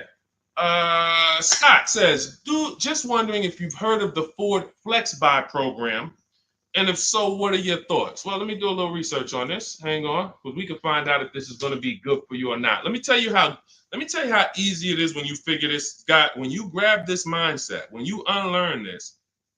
Hold on, they're saying they couldn't hear me on TikTok. Okay.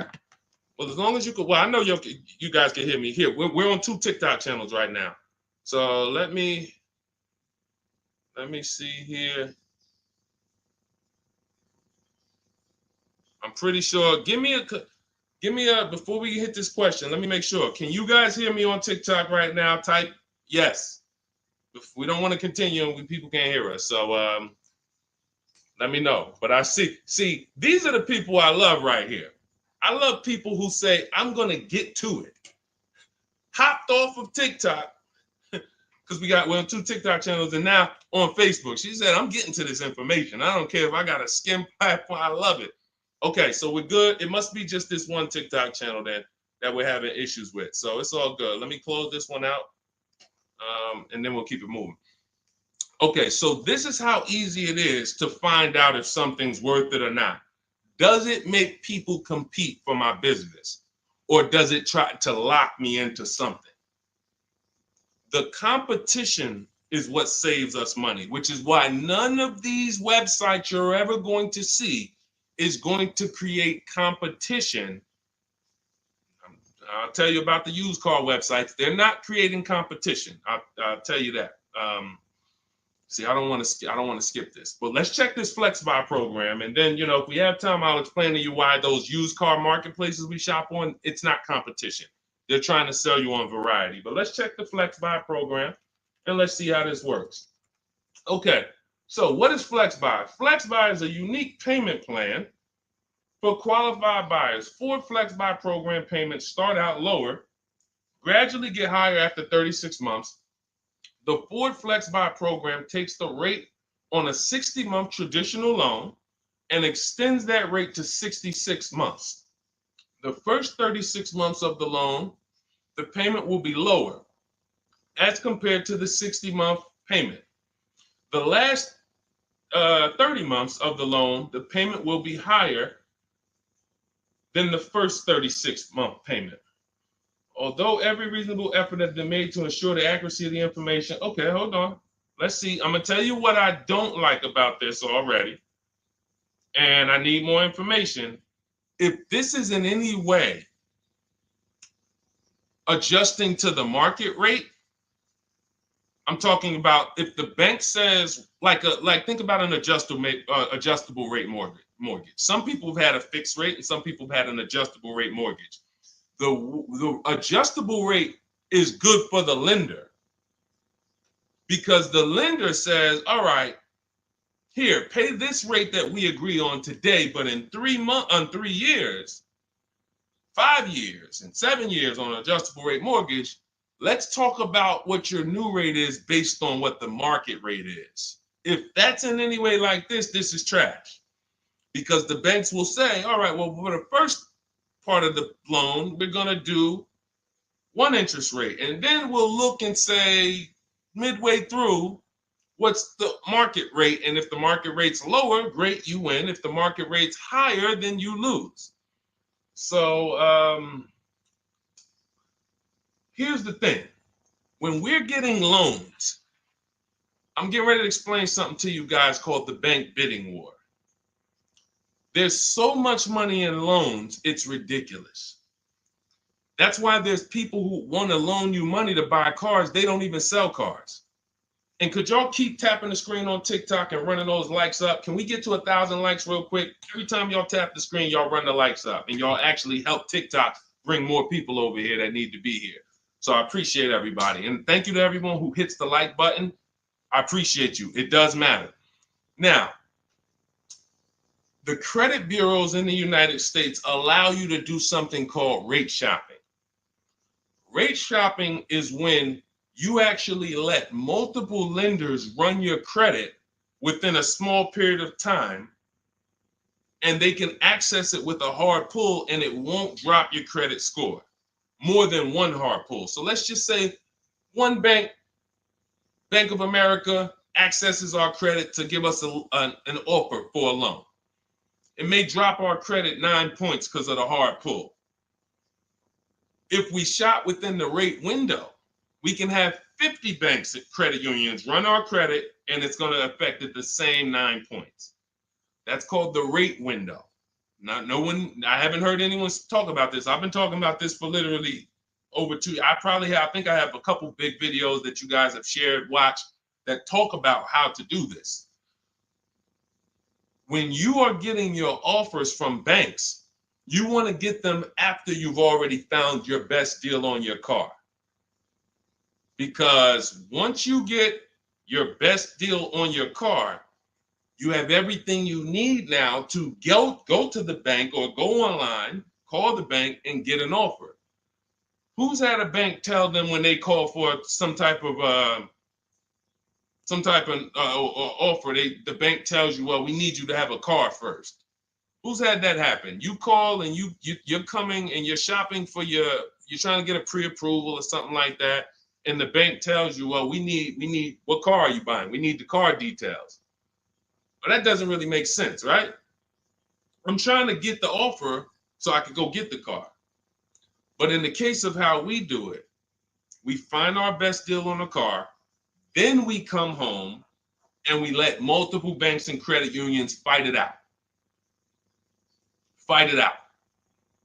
Because I guarantee if this Flex Buy program doesn't allow you to shop for your rate and compare whatever rate they're going to offer to whatever rate you're going to get, you're going to lose with that program. And all they want you to do is see that, hey, well, we're going to give you flexible payments. They're trying to hook in people who just like, hey, that sounds good.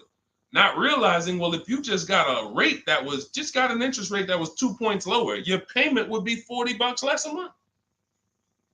So interest rate shopping, guys, is extremely important. That's why when you get my book, I give you what's called the Bank Bidding War Blueprint.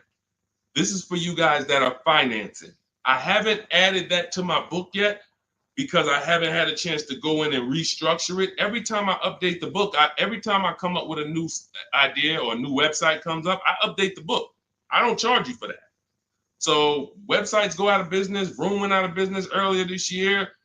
Websites go out of business. I'm not going to charge you for each time something changes because we use an online program.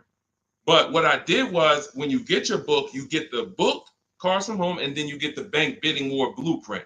All this is the strategies we use to make banks and credit unions bid.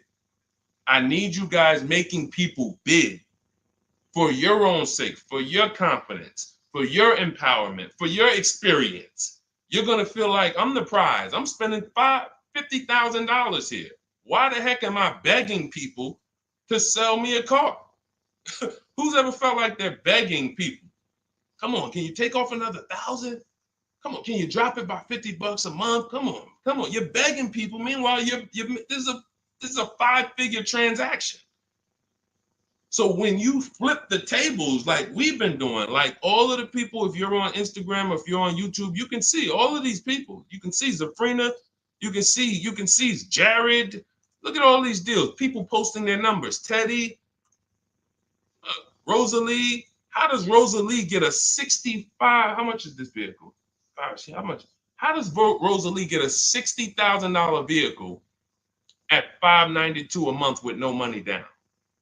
How does she lease that vehicle at $592 when the same daggone Infinity advertisements we see say, hey, come put $5,000 down plus tax and you can pay that price? She did it with no money down. How? Bids. Okay? Bids. All right. Scott, if the program doesn't make people bid, it's no good. I don't care if it's flex buy, X buy, friends and family. If it's not making people bid, it's trash. It's for them, not us. Okay? I think I beat that horse down. So we can go to the next question now. Go ahead, Dolan. Remember, everybody, you have 30 minutes to get your copy for 75% off. Make sure you save my support email just in case you type your email wrong. Sometimes the book doesn't end up in your inbox. Just hit support, send them an email. My team works 7 days a week. Hey, didn't get my book. They'll get you a copy. We want the book in your inbox. We want you using it immediately. All right. This is Lorraine Celine.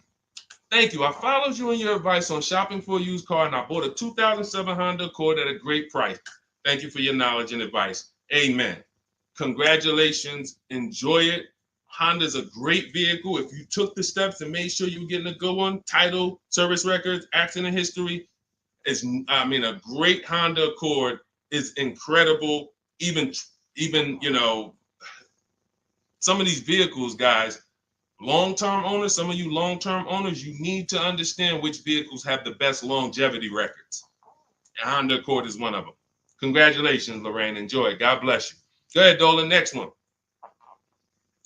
Buying a Porsche Cayenne Coupe. Need help. Okay, well, you sound almost like Scott. We started with the process. How many years are you keeping the car?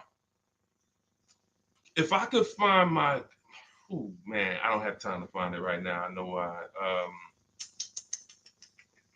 There's a young lady who came. I want to tell you something how important deal structure is. Who was taught never to lease a car? I want you to be honest. Type me if you were taught never to lease a car. If everyone who's willing to be honest, again, it may sound like some of the things that I'm talking about is bad news first. That's because it is. I have to give you the bad news first, and then we get to the good news. All right. So now I see some misconceptions coming out already. I see Wanda. Okay. I see Black F22. He said you never own it. I want you to understand something about what you just said. If you're a person who keeps that car 8+ years, then you can own it. I'm going to tell you why. Cars depreciate like this. Cars drop in value like this. This is the scale. That's why you buy a car today for $40,000. 5 years later, it's worth $18,000 or $15,000. You're losing value. People care about this. You know who cares about this more than anyone? You guys, you know who cares about this more than anyone? Banks. Banks. Banks don't want to own things that do this. Now look, Black is coming with a lot of stuff right now. Let's talk to Black. And let's talk to the people like Black, because Black is somebody who will tell you never lease a car. He just said you're basically renting it. You never own it. Now let's get to the point. I want to show everyone on here. Thank you, Black. I'm glad you're here because we're getting ready to use this as an opportunity to prove a point. Let me take let's look at Ansley's deal he just got leasing. And we'll talk about mileage. You can build lease mileage up to 30,000 miles per year. So it doesn't matter. First thing people think, well, leasing, they limit you. No, you pick your mileage on a lease. You choose the mileage. I've had people who lease 30,000 miles a year, 25,000 miles a year, 18,000 miles a year. You pick the mileage. Now, whether you drive or whether you lease or buy, this is what your vehicle is doing. You're losing money day by day. So when you go and you buy a vehicle, you're losing money day by day. The reason I created the 8-year rule is for you to understand that at some point, you stop losing value day by day. You lose less value. This is what we call beating depreciation. It comes with long-term ownership. But let's look at Ansley's deal so that we can put this leasing versus buying to bed and show you how many of you have overpaid by thousands and thousands and thousands of dollars that you can't get back listening to people who tell you leasing is renting and all of these horrible financial terms. Let's go to the numbers. So Ansley gets a 2024 Infiniti truck. It's a $58,000 truck. If you're watching on Instagram or YouTube, you can see this. It's a $58,000 truck. Guys, some of you know because you've seen some stuff, every $5,000 on a loan is how much per month? Every $5,000 we borrow on a loan, 5 years, is about how much per month?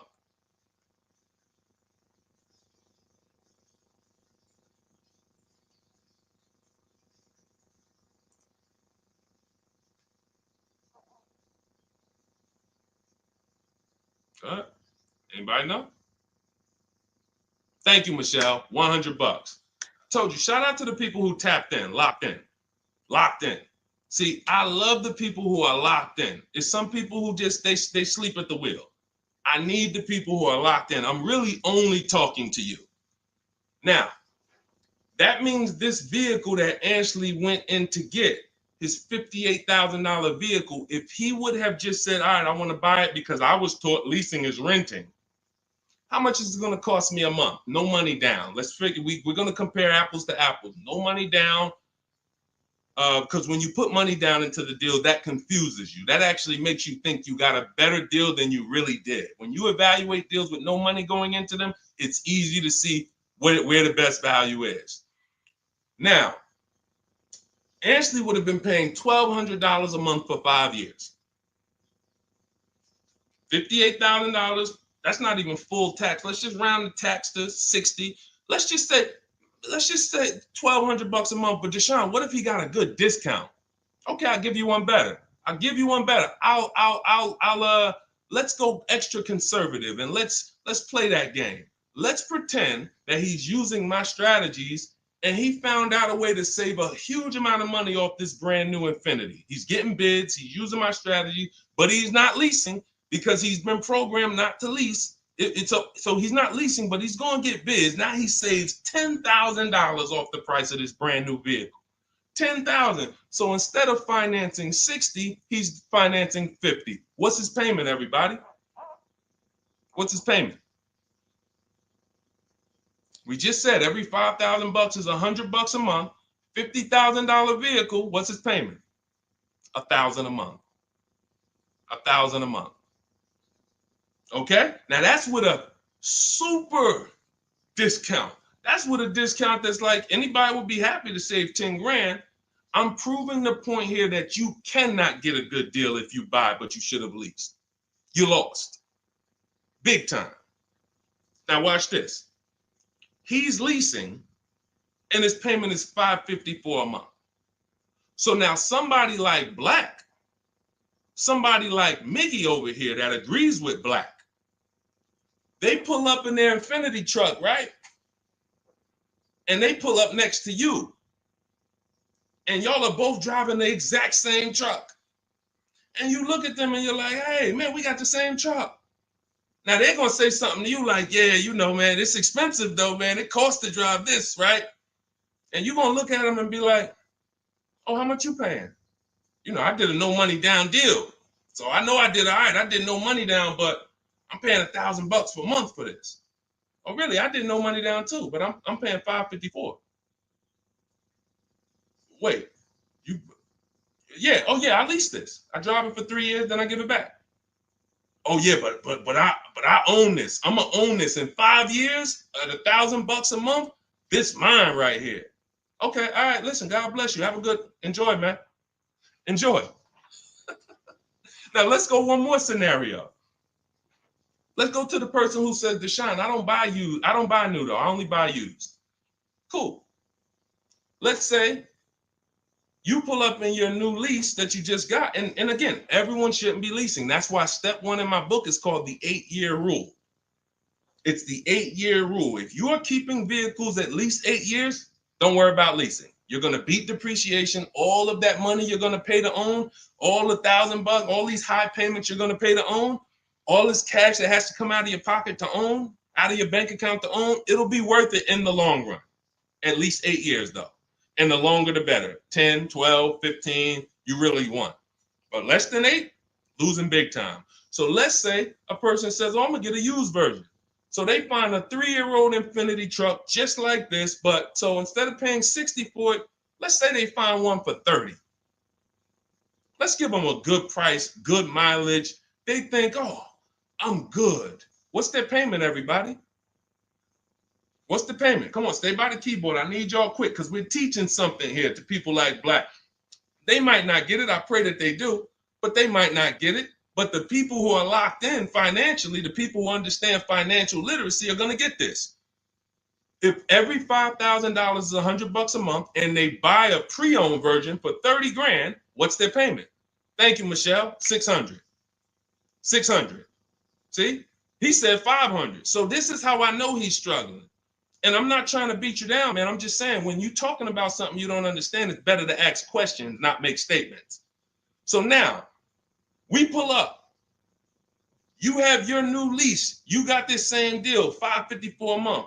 He pulls up in his 3-year-old version that has probably 1 year of warranty left. You both did a no money down deal. He looks at you and says, oh, wow, that's the new one, right? Yeah. This is the 2024. 2025. Oh, yeah, this is a 22. I just got this. I got a good price on it. I paid 30. Okay, cool. What's your payment? I pay 600 a month. What you pay for the new one, man? I know that must be expensive. I pay 554. Wait, what? Yeah, I paid 554 for this. No, you put a lot of money down, right? No, I didn't. I gave him $554. I drove off. It's understanding. That's deal structure. That's why when I came and started teaching 3 years ago, I had to teach deal structure. I couldn't teach people to just go in and buy cars, get great prices. If you get a great price, but your structure is wrong, you overpaid. You're driving cars, you're driving older cars with no warranty. And many of people who've been taught to do this, they never even pay the car off. They trade the car in before they even pay it off. They literally, I used to have people walk into the Mercedes dealer and they look at me and say, Deshone, is that the new version? I'm like, yeah, that's the new one. He's like, I got 3 payments left on this. This one, as soon as I pay it off, I'm coming to see you for that one. So this is a person who paid these high payments because they wanted to own. They thought they were going to own. As soon as they get their title, it's like running a marathon. Oh, these high payments, these payments are so high, but one day I'm going to pay this car off.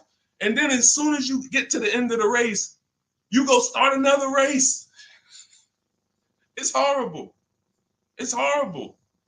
And so that's why we don't move into any other step before we get to the buy versus leasing. That's why it's step 1 in my book.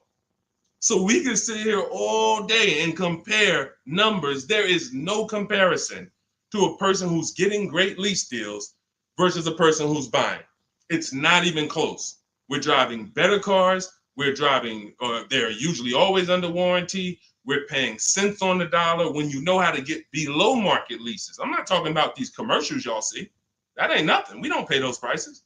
None of these people, look, you think Zafrina, who got a Jeep Grand Cherokee lease, and she paid Look, she's paying $527 a month. She's paying $527 a month. Oh no, that's Teddy. Hold on.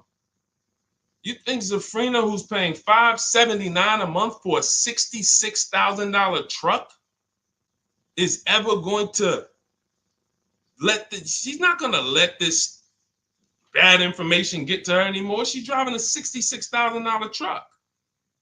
So again, now let me, before we go to the next question, I'm going to just read some things from Black because he's over here typing.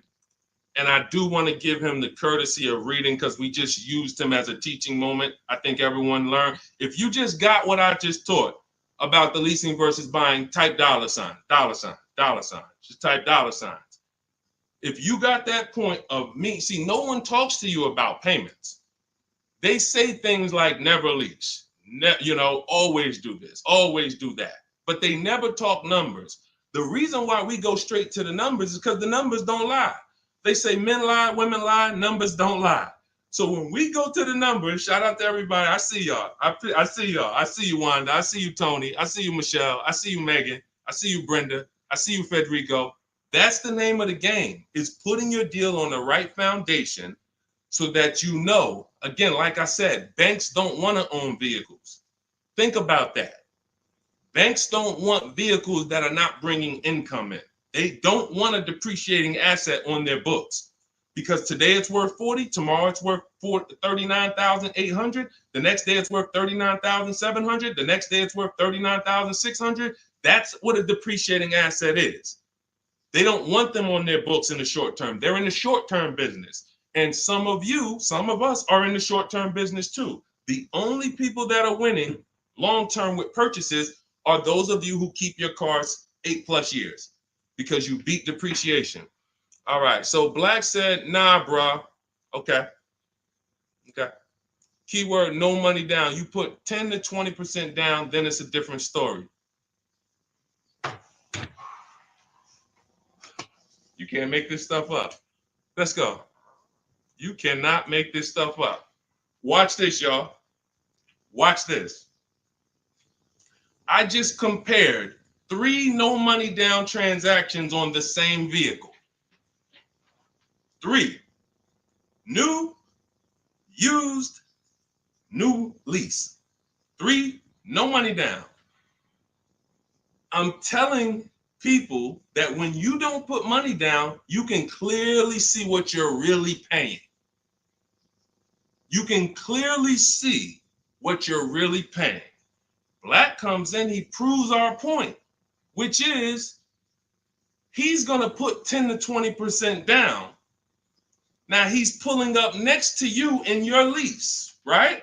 You're $554 a month, brand new, fully warranted, all the latest and greatest features. Now he puts 10 to 20% down on that's $10,000 to $12,000. Think about this. He pulls up and he has a similar payment to you. So he feels like we're alike. He feels like we're pretty close. In fact, he may even feel like he's doing better than you because he's purchasing his and you own yours. I mean, you're leasing yours. But watch this. What about that $12,000 you gave him? What about that $12,000 you gave them? That's how people forget. That's why everything in the Car From Home system, when you get the book, you're going to see everything is about shopping with zero down, looking at offers, and then choosing, do I want to put money down to lower my payment? Money down does not buy your deal. I made a video about this. Some of you have seen it and shared it. People who make a down payment and think they got a deal. You have a deal before you put your money down, or you don't have a deal. A deal means I shopped all my offers, and then I found the dealer who was going to discount the vehicle the most. Now, how do I want to pay for that? Do I want to get a loan? If I'm getting a loan, what do I want my payment to be? Now I'm going to manipulate my down payment based on what I want my payment to be. That has nothing to do with the deal I got, but somebody like Black or people who move like him, hopefully we can help you get over these mindsets. But you have some very, very strong convictions, and you're confidently incorrect. That's dangerous. It's dangerous to be confident and incorrect. Dangerous to yourself and your family and your friends who will listen to this. If you are putting money into deals and thinking that you got a deal because your payment ended up being affordable, you in no way can win. First of all, you're letting the dealer manipulate two things: the price of the car they're selling you and the interest rate that you're getting from them exclusively. If you were just separating your loan from your interest, from the purchase, you would see that that's a losing strategy. You can't compare a person who's driving a brand new vehicle paying a low payment to a person who's paying the same payment but gave the dealer $12,000 to get to that payment.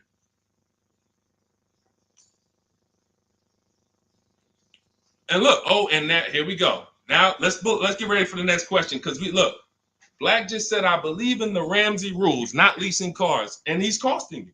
Now, let me ask you a question.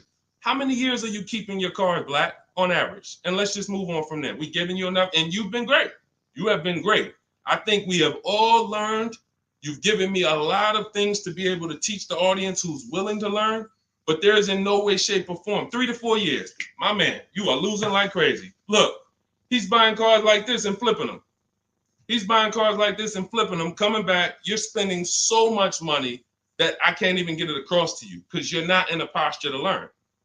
You are literally buying cars in their deepest state of depreciation because somebody told you don't lease. You listen to them. You buy the car here. It's worth $40 the day you buy it. You come back in 3 to 4 years to get a new one. They give you $20 for that car. You spent $20 grand. You lost $20 grand in depreciation in 3 years. And you just keep doing that because somebody told you never lease cars and you listen to them. The payments I'm showing you, it's not clicking. The fact that the same car you bought for $40 that you're going to get $20 for, you're paying $40. That's an $800 a month payment. You put 20% down, you finance 30 grand. Now that's a $600 a month payment. That same $40,000 car we're leasing with no money down for $500 a month. No money down. You are spending thousands. We can't help you, man. You got to be willing to unlearn it. You are so locked in, So anyway, but I think, listen, everybody who got it, you understand. That is why leasing versus buying is paramount. You cannot get it. If you are not keeping your cars 8 years, you cannot get a great deal buying. You're going to lose in depreciation. You're going to lose in resale value. When you go to replace that car and you see what it's actually worth and how much you paid over 4 years or 5 years or 7 years, when you compare that to a person who drove brand new cars for that particular same period of time, it's no comparison. And then you have cars with no warranty and all of that. Yeah. Look, Megan said, Black doesn't seem to learn. So to my question would be, could you buy an extended warranty package? Hold on. Why am I getting calls on airplane mode? Sorry, guys. I hold on. Let me put on Do Not Disturb. All right, so go ahead, Dolan. Shoot some. Let's get to Megan's question, and then let's try to go through a couple more. But that was good. That was good, Black. Thank you, because we wouldn't have been able to teach on those points without your questions. Okay, so let's do Carolina on YouTube, and then let's go to we'll hit Megan, and let's go through as many as we possibly can. Hey, I'm new here. I want to trade my 2020 Nissan, and what's the best way to do this, please? Okay, so you have a 2020 Nissan. That's a vehicle that's not 5 years old.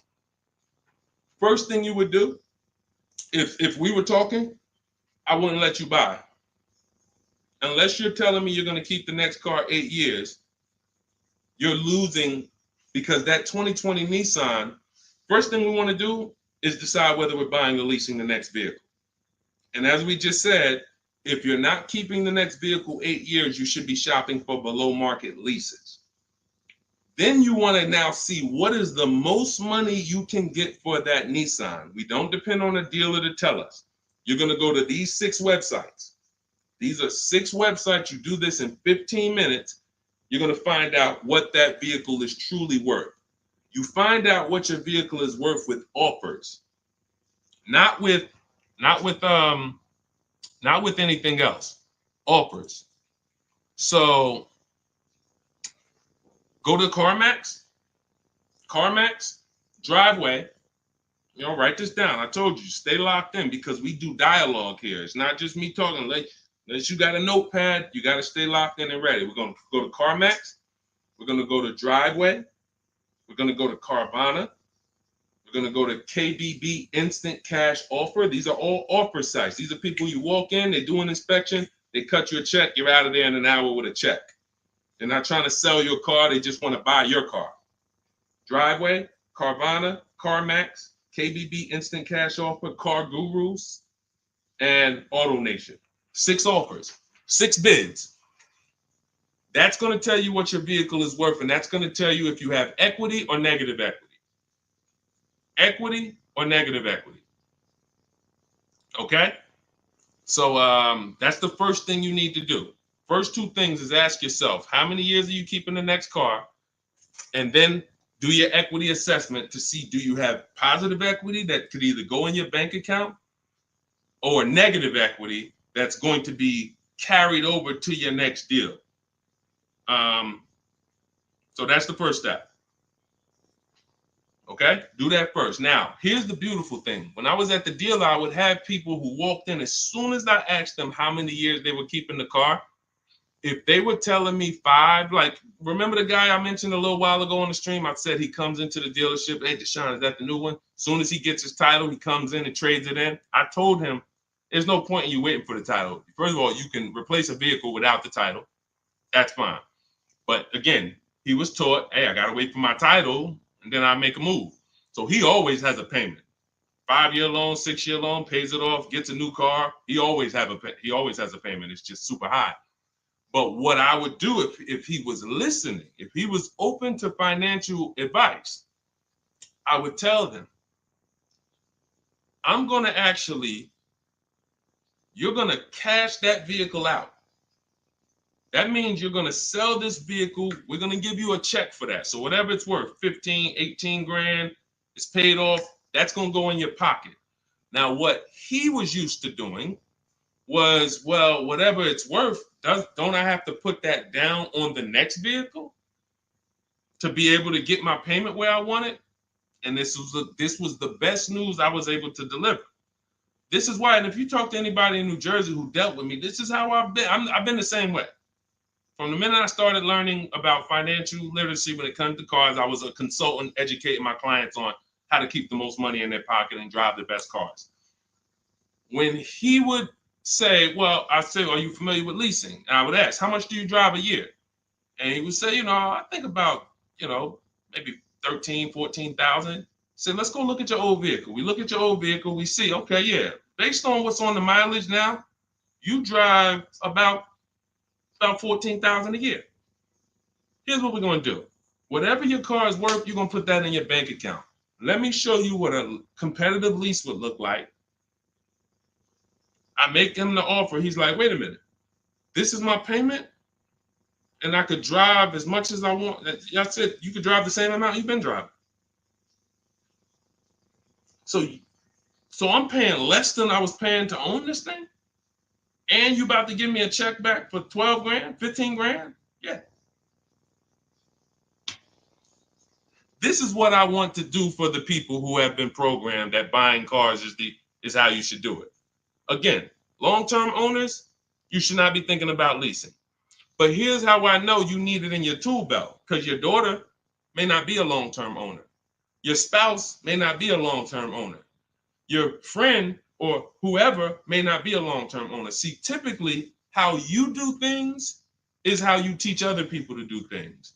So if you are keeping your cars 8, 9, 10, 12 years, you probably think everyone else is doing that. But your kids or your family members or your spouse, they may want to drive for 5 years and then they're like, all right, this stuff's starting to go wrong.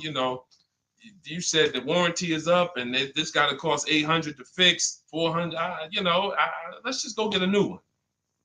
Those are the people who don't have the values to keep a car long term, and you should not be buying cars for them. They should be shopping for. Now, both cases, you need below market deals, but it does not. But knowing how long you're going to keep the car is how you're going to beat depreciation. So all of this is in my digital book, guys. Everything I'm talking about on this stream is in my step-by-step book. A lot of what we talk about on these streams and in my social media videos is what not to do. My book is about what to do. It's like, do this, do this, do this, do this, steps, check it off the list. Next thing you know, you got below market deals from home. There's only 3 things we go into the dealership for: test drive, have our car appraised, and to pick up a car. We are not there to shop. We're not there to get numbers. We're not there to negotiate. We do all of this stuff from home. So for 30 minutes, if you visited the website already, you'll see the timer, 30 minutes, you can get 75% off your copy. It'll be in your inbox in literally seconds. And as soon as you pay, in my TikTok bio, in my Instagram bio, Facebook, we have a link floating for you. You guys should be able to see the link. And then Instagram, we have YouTube, we have a comment pinned for you guys. You'll have the book, but as soon as you pay, you're going to see the thank you page. It says screenshot this page. You'll see my support team email. Sometimes you type your email wrong. Contact support if the book is not in your inbox in literally 5-10 minutes. Also, as soon as you pay, you see a link that says open your book below. So there's 2 ways I'm delivering the book to you. Right there as soon as you buy, but I'm also emailing you a copy. But sometimes, we fat finger the keyboards and there's a letter off. So make sure you hold on to my support team's email and hit them up.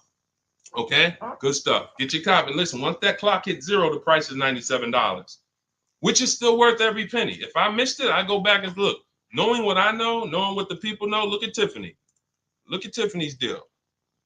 Look at Tiffany's deal. Matter of fact, let's show Vicky's deal. Look, thanks to your books and your methods, I was able to get my new lease for a 2024 Volkswagen Atlas SE Peak Edition with the tech package for $175 per month less than my first quotes.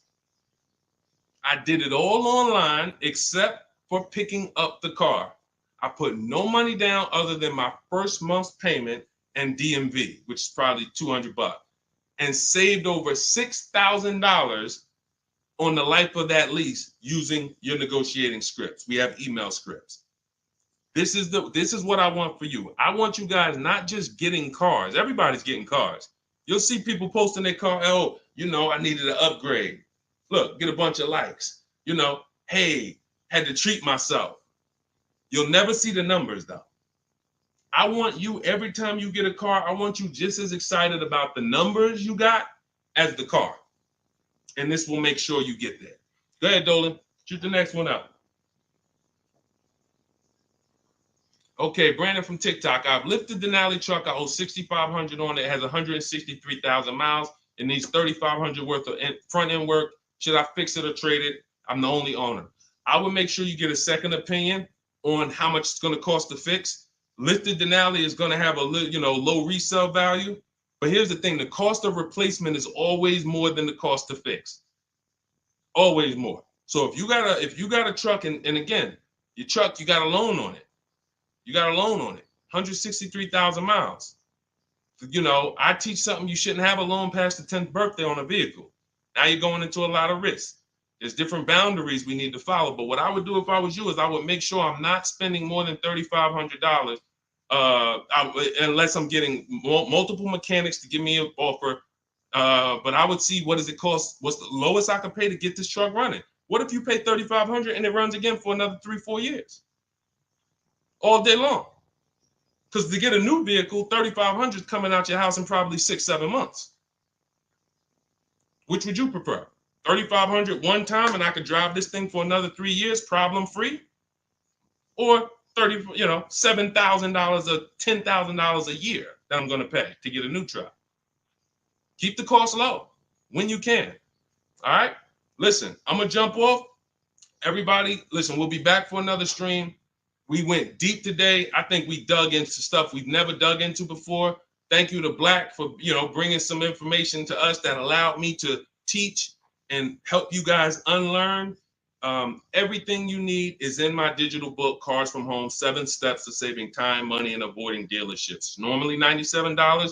It's 5-star rated. You can Google it. You can see all the reviews people wrote using it. But you won't pay $97 if you get to my TikTok bio or my Instagram bio before that 30-minute countdown expires. You'll get it for 75% off, which is $24. And on YouTube and Facebook, I have a comment pinned for you guys where you can get your copy for 75% off. Use it. Make sure you email me your success stories, and make sure you save my support team's email just in case you type your email wrong. Let's make sure my team gets you your book. All right. God bless you. Keep winning. Keep unlearning. I'll see y'all on the next one.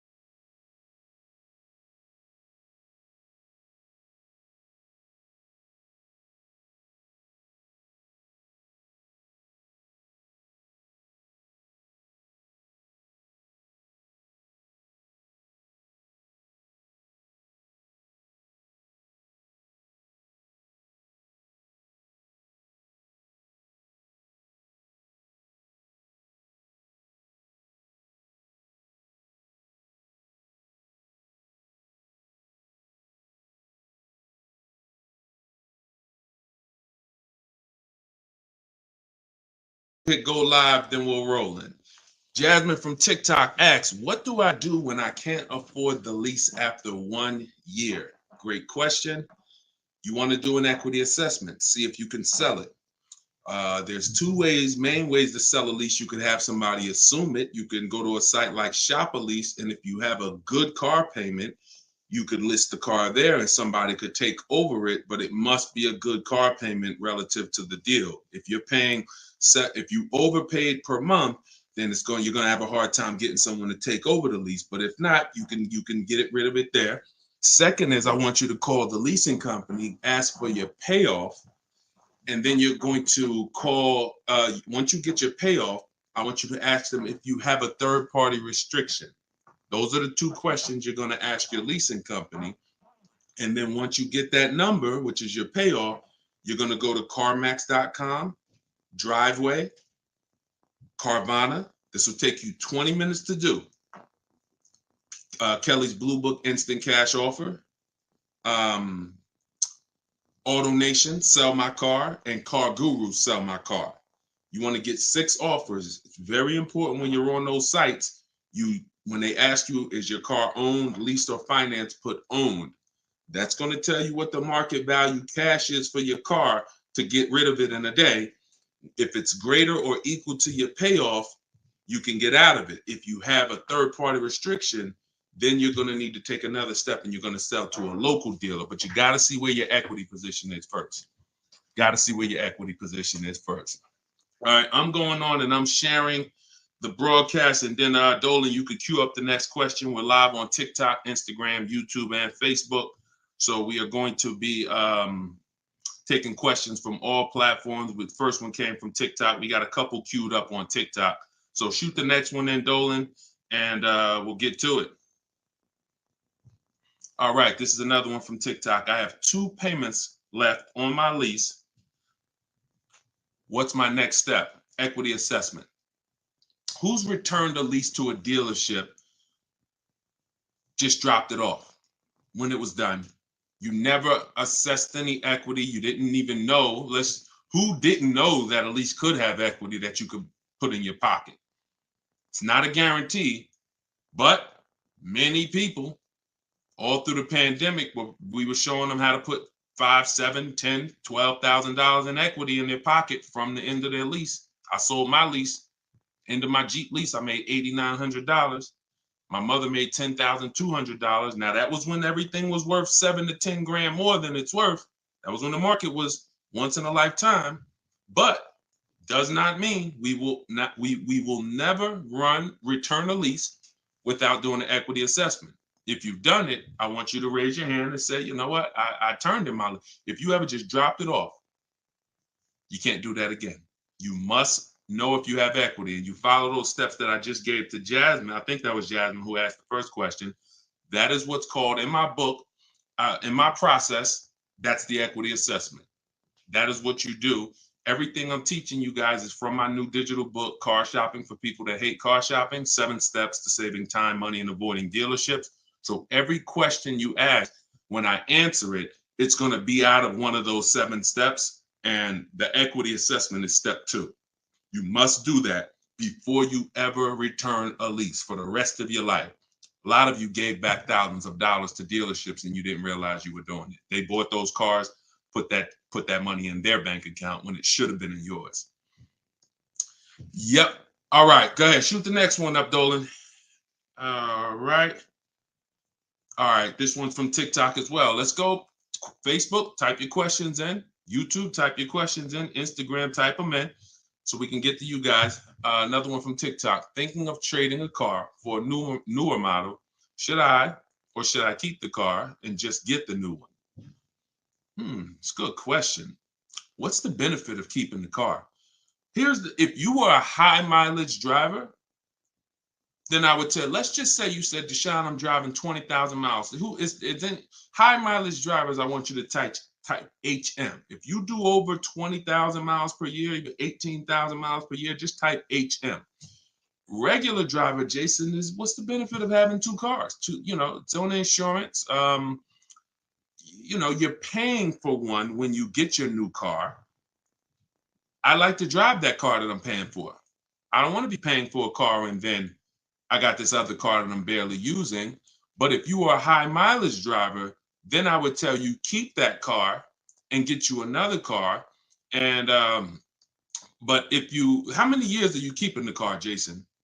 How many years are you keeping this next car? Because depending on your answer, it's going to change my answer to you. So this car you're thinking about getting, how many years you see yourself keeping it? Let's start there. Come on and shout out to the sharers. I see y'all running the likes up on TikTok and y'all keep tapping that screen. Just every couple minutes, throw a couple taps. It really helps the broadcast. And I appreciate everybody who's helping us get this message out. I really do. We couldn't do this without you.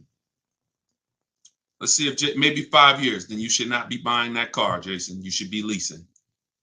And I'm going to break this down for you really quick because some of you know the depreciation curve. And the rule of thumb is when we talk about the hidden money in your car deals, my job is not to just teach you, if you're willing to listen, how to save thousands of dollars by making dealers and banks bid on your business. That's how we make sure we get the best prices. You can't get the best price. You can't make the best deal if you buy, but you should have leased. It's impossible. Because the depreciation curve looks like this, y'all. If you buy a car today for $30,000 today, I give you a car. I'm gonna show you something. I want everybody stay close to your keyboard. I don't want you to, when I ask you a question, type as quick as you can so we can keep the dialogue going. If I gave you a $30,000 car right now, put it outside your house, you don't drive it 1 mile, you don't even touch it. We go outside a year later. Is it worth $30,000? You didn't drive it 1 mile. You said, Deshone, I don't need the car, but I'm leaving it here. It's yours. You don't drive it 1 mile. Is it worth $30,000? No. So that's your first intro into depreciation, the unseen expense. Let's go a little deeper. If you put 10,000 miles on it, it's worth less, right? If you put no money in it, if you put no mileage on it, it's already lost thousands. If you put 10,000 miles on it, it's worth less, right? High mileage driver, let's say you put 20,000, it's worth less, right? Now what you're seeing is the expense you've been taught not to see, which is depreciation. It has nothing to do with car payments. It has everything to do with that. We've heard people say, oh, cars are depreciating asset, cars are depreciating. What does that actually mean? I'm showing you what that means. I'm showing you what that means. When you're buying something that goes down in value, you have to look at when it's going down, when is it losing its most value, and your goal should be to avoid replacing it while it's losing the most value. How many of you have a car outside right now, outside your house? You've had it for at least 8 or 9 years. Type the number of years you've had it. If it's more than 8, don't type 3, don't type 5. For those of you who have a vehicle outside right now and it's been in your home, in your household for at least 8 years, I want you to type the number of years. All right, we got Jason 10, we got 13, we got 8, we got 20, we got 14. Okay, so we got 10. This is the leasing versus buying question, and there's nothing more important than this to the foundation of your deal. Because if you choose wrong, you cannot get a great deal. And if you're new to this, then lock in for the next 5 minutes, and you're going to understand why. The people, those of you who said, Deshone, wow, Jazzy's 20 years. The vehicle, the value of your vehicle right now, isn't it going to be about the same a year from now?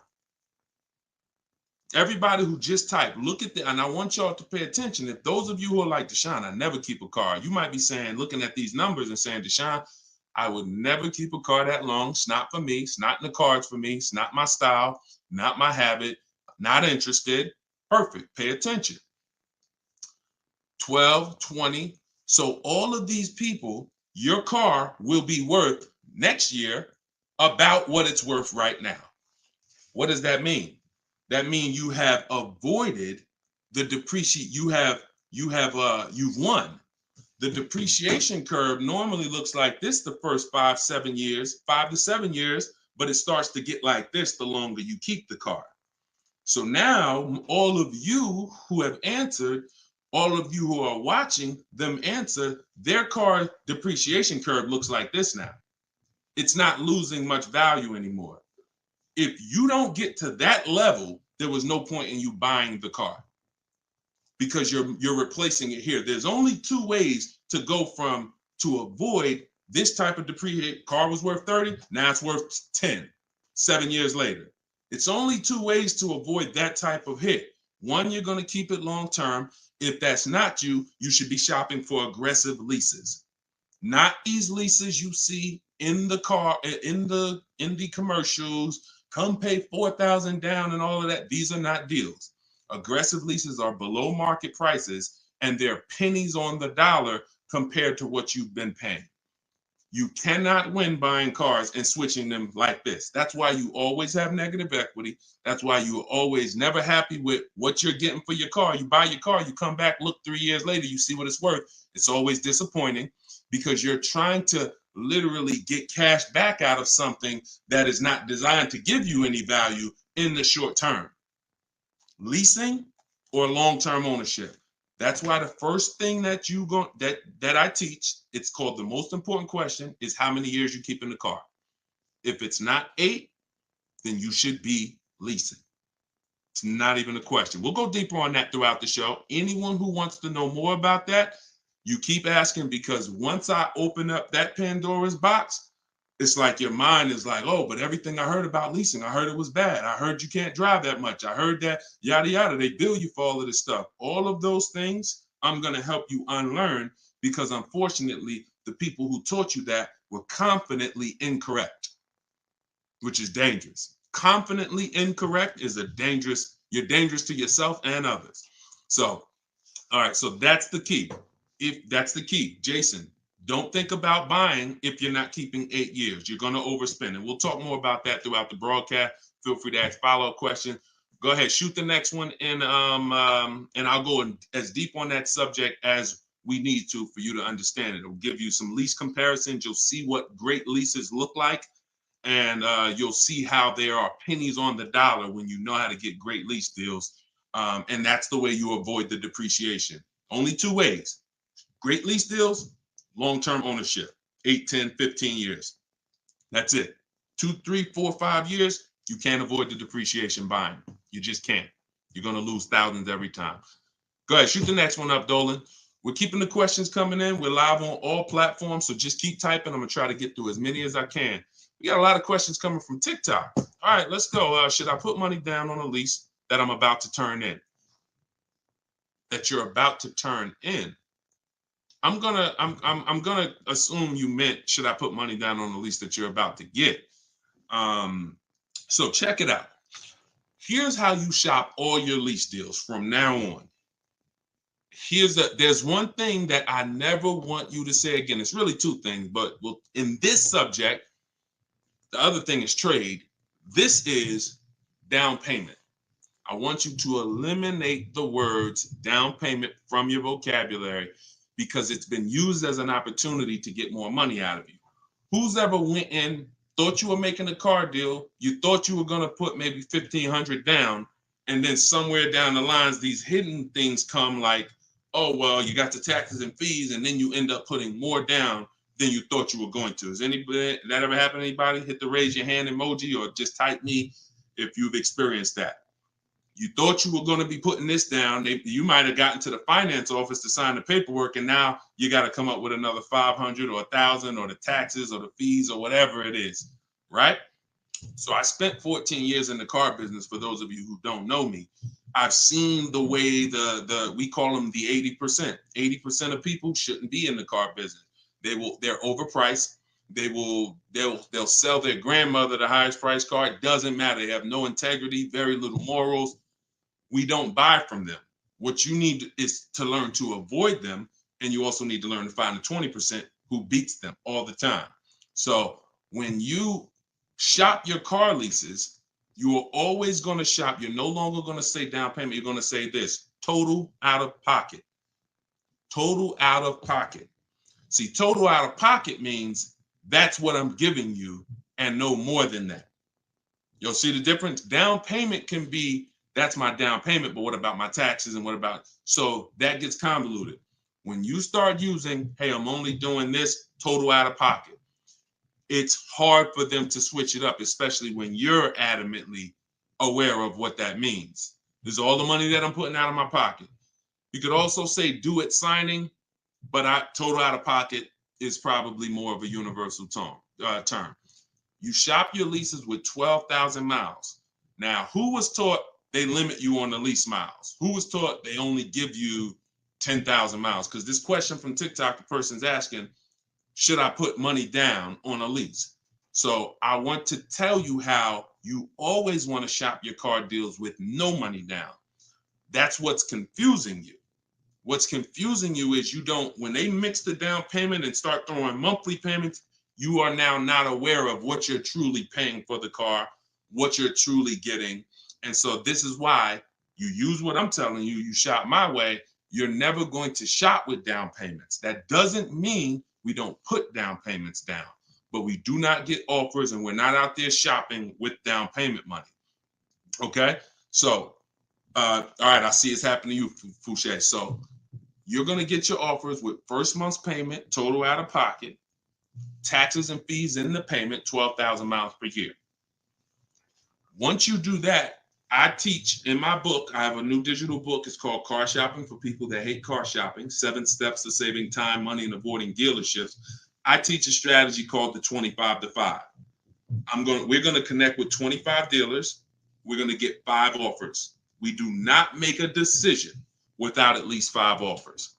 Because once you see, thanks to everybody who's supporting the broadcast with the gifts, I appreciate that. Once you see how different the offers are, you're going to realize you're going to see how much money is in multiple offers. You must get 5 offers because 80% are overpriced. Don't try to change these people. Don't question, oh, listen, why are dealers like this? Why are the 80% overpriced? Listen, Jim Rohn used to say, don't sign up for that battle. Why does the sun come up in the east, and, in the east and set in the west? Like, don't sign up for that. Some questions are not worth asking because they mean nothing. Just know that's what it is. 80% are going to be overpriced. This is why you are not going to get your best deal walking into a dealer anymore. You're going to sit at home. You're going to decide what you want. We call that shopping, not buying. This is step 4 of my process. We have 7 steps. Step 4 is shopping. And then once you decide what you want, you're getting it from home. 90 to 100% of your new car transaction and your leases should be done from home. That's where your power is. That's where you have the power of leverage. That's where you have the power to make multiple people compete for your business, which saves you thousands of dollars. I'm going to give you tons of examples. This works every time. How do we know? It's the way we buy everything else. Everything we buy in life, we go into the grocery store, we need spaghetti sauce. You need laundry detergent. It's a bid. You may not be aware, but I'm going to make you aware. Everyone is bidding for your business. Hey, look over here, Prego. Hey, this brand, Classico. Hey, we're on sale this week. Hey, we have the best. Y'all see what I'm talking about? Everything that we buy, especially expensive items, but even low price items, companies are competing, except in car dealers. They've trained you. They've trained me. If I wasn't in the business for years, I wouldn't know, to focus on one place and think we all have the same pricing. They made you think Nissan, we're a Nissan dealer, we're all the same price. So you might as well not even go anywhere else because we're all the same price. No, we're not. No, they're not. So when you start shopping multiple offers, you can do it by phone. I like to use email. I like to do everything copy and paste by email. But when you start getting multiple offers, you're going to truly see where all the hidden money has been, and you'll see how many of these dealers are overpriced, which is going to just make you say, from now on, I'm definitely shopping online. So but you need to do it correctly. There's some information you must give a dealer in order to get quotes online.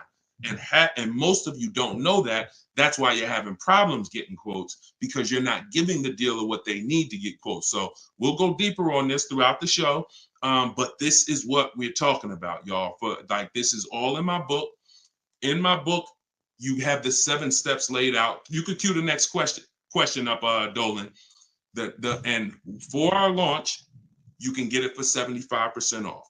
The book's normally $97, but for our welcome offer, our launch, I said, you know what? We're going to do 75% off for 30 minutes. So when you go to my TikTok bio, you click that link. There's a button that says, get my new book, 75% off. You get yours. You won't pay the normal $97, but it's only for 30 minutes. Once that timer goes down, you go back up to 97. Same thing on Instagram. It's in my Instagram bio. And then we're going to put the link here for you guys here on Facebook and YouTube. All right, go ahead. This one's from Instagram.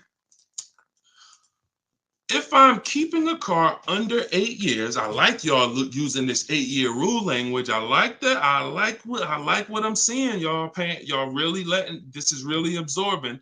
If I'm keeping a car under 8 years and will definitely go over the miles, how do I lease cost effectively? You choose the right miles. You never. I was at Hyundai. And I experienced most of what I'm teaching, I learned through being in the dealerships and just watching, paying attention, asking questions, seeing bad situations, and then asking questions to make sure I could help people avoid them. I was at Hyundai. I was a manager for 6 weeks there. And this guy came in and he was returning a high mileage Hyundai lease. It was the first one that I had really saw that I could remember. He brought it back. It had 70-something thousand miles on it. And I was just like fascinated. I said, you lease this? He said, yeah. All I do is lease. He said, man, I'm in sales. I used to buy these cars. You know, I was putting so much money in the cars, all this negative equity. And it was just like, I hated it. He said, once I got exposed to the high mileage lease, I never looked back. I drive this thing 20-something thousand miles a year, 3 years, I drop it off, I get another one. And so I said, okay. Because I had also experienced high mileage people coming back with lots of miles, but a lot of negative equity with it. Hey, Deshone, I'm looking to change this thing. How many miles you got on it? I got, 180. It's all highway. And then you look at what you owe, high mileage drivers. And I'm like, God, man, it's going to be hard because you got all this negative equity. So once he exposed me to that, I looked at his payment and I said, man, he's only paying a couple dollars more, $150, $200 more per month to have all the mileage. That $150, $200 a month is a lot less than the depreciation hit that he's taking. Again, going back to the unseen expense. We already said, we park a car outside your driveway tonight, it's 30 grand. Next, I asked everybody on here, is it worth 30,000 tomorrow, a year from now? If you don't drive it, everyone unanimously said, no, it's not. So even without mileage, it goes down. When you do regular mileage, it goes down more. Somebody doing 25,000, this is how you're destroying the value of your car. But at the same time, the loan is still staying high. So once I saw that you could avoid that with a high mileage lease, that became part of one of the strategies that I teach for high mileage drivers. This is only if you're short term. Pay attention to what Maddie's question said. If I'm not keeping it 8 years.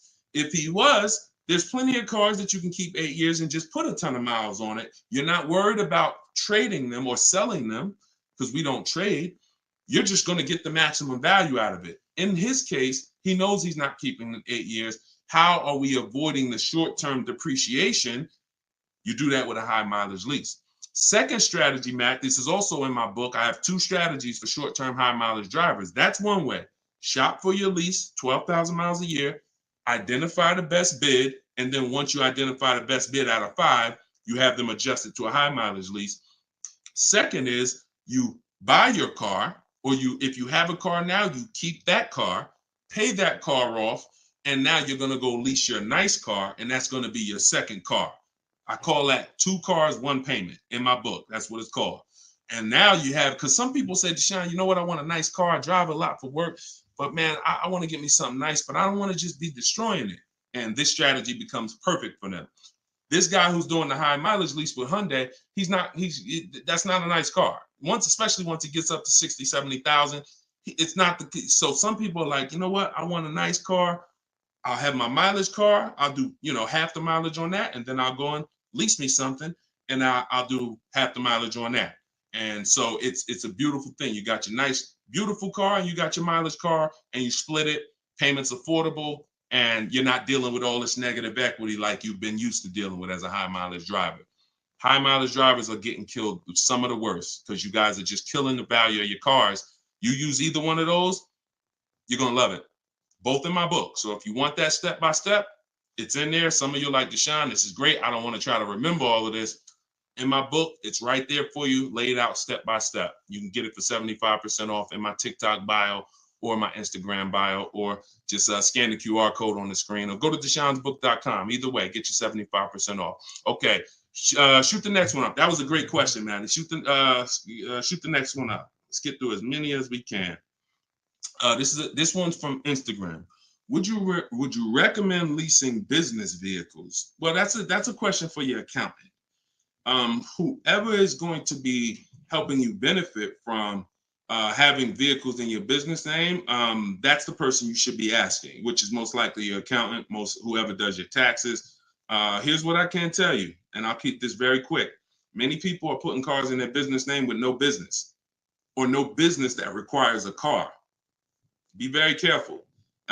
There's 2 parts to this. One, whoever's going to teach you to put cars in your business name from a business strategy standpoint, that's who you need to learn from. Second is you can use what we teach to save money on the cars, because what I see these people, influencers, social media people paying for these cars, they'll never tell you what they're paying.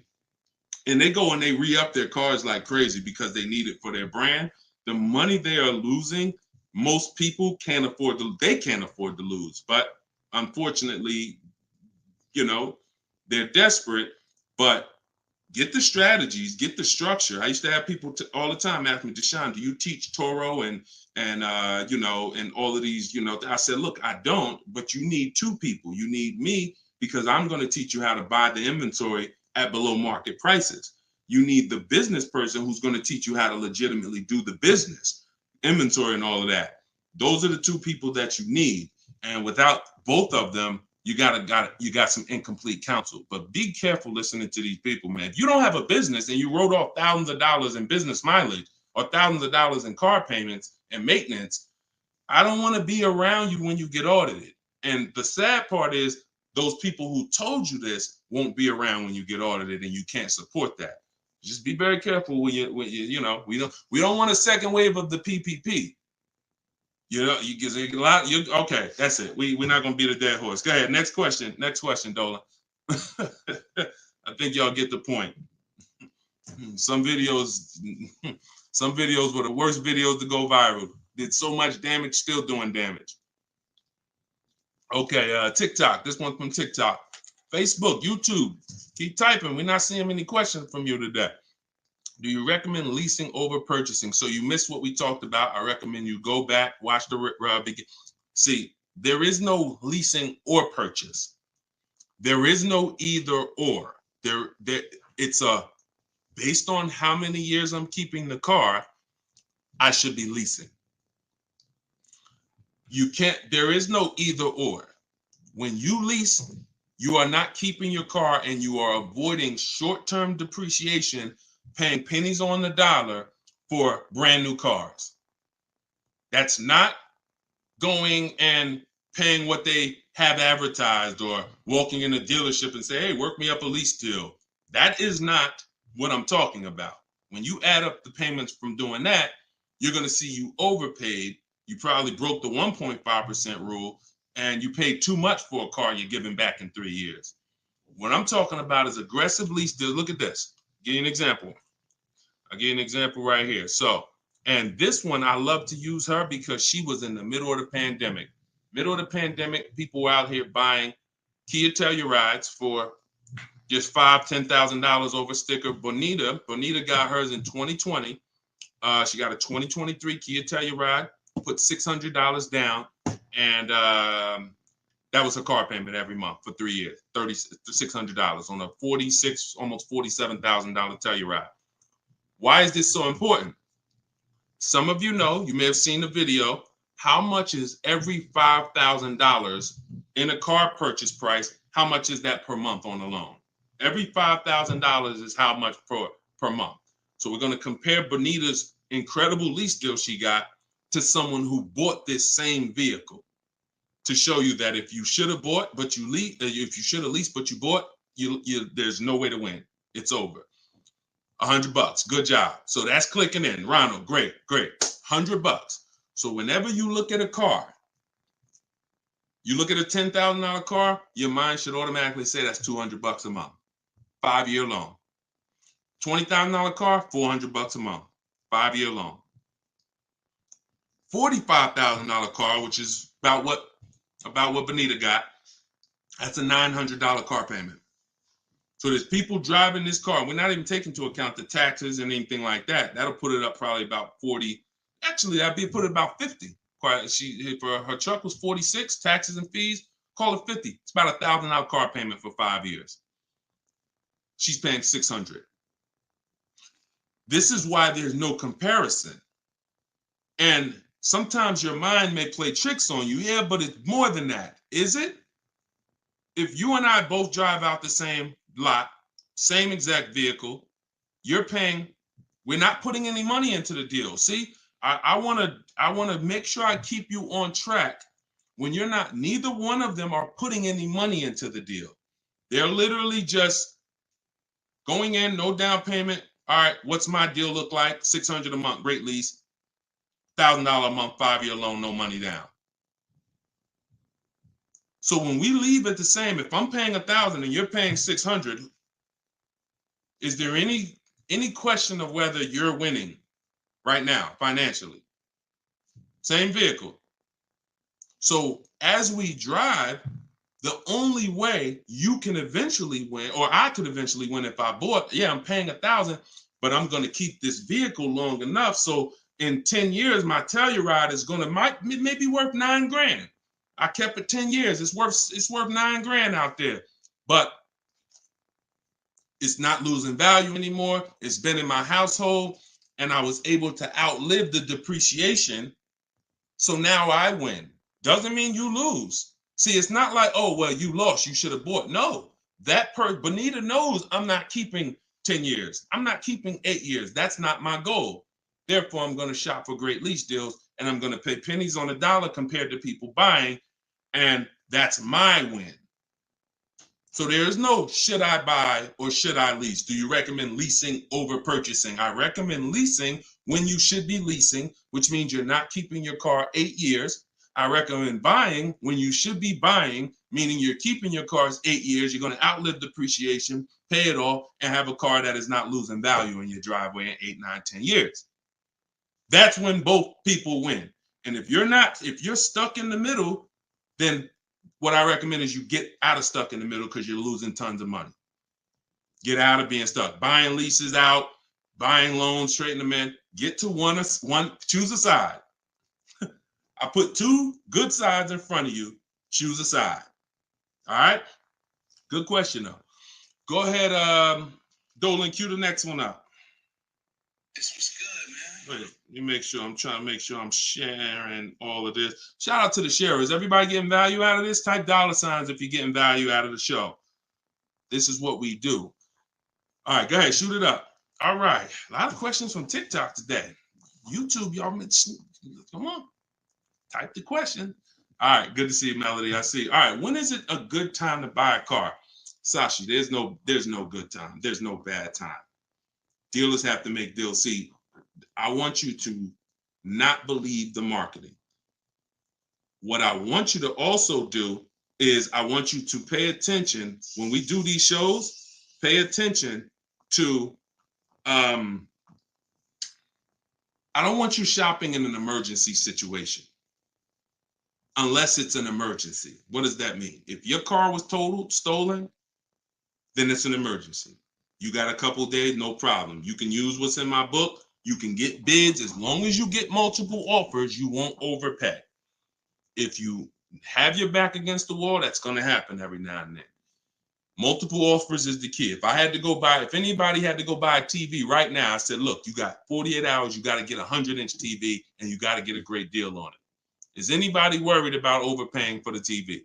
Anybody on here? In 2024, is anybody worried? Dad, man, I only got, back in the days, it might have been like, oh, shoot, 48 hours. That might not be long enough. But you know where to go. Amazon.com, BestBuy.com, Walmart. I'm going to find the best deal on a TV. What I'm telling you is that's the same way you approach car buying. The more you do it the way you shop for everything else, the more you're going to see, oh, this is a lot easier. I'm in a lot more control. I eliminate buyer's remorse. So so even if your back is against the wall, if you're shopping, buying, you still should be getting multiple offers to make sure you're getting the lowest in the market. I'd say at least 5 because 80% are overpriced.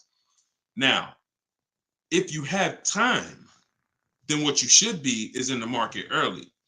I teach something called 2 dates. The as soon as date, no later than date. As soon as date means soon as you can make a deal.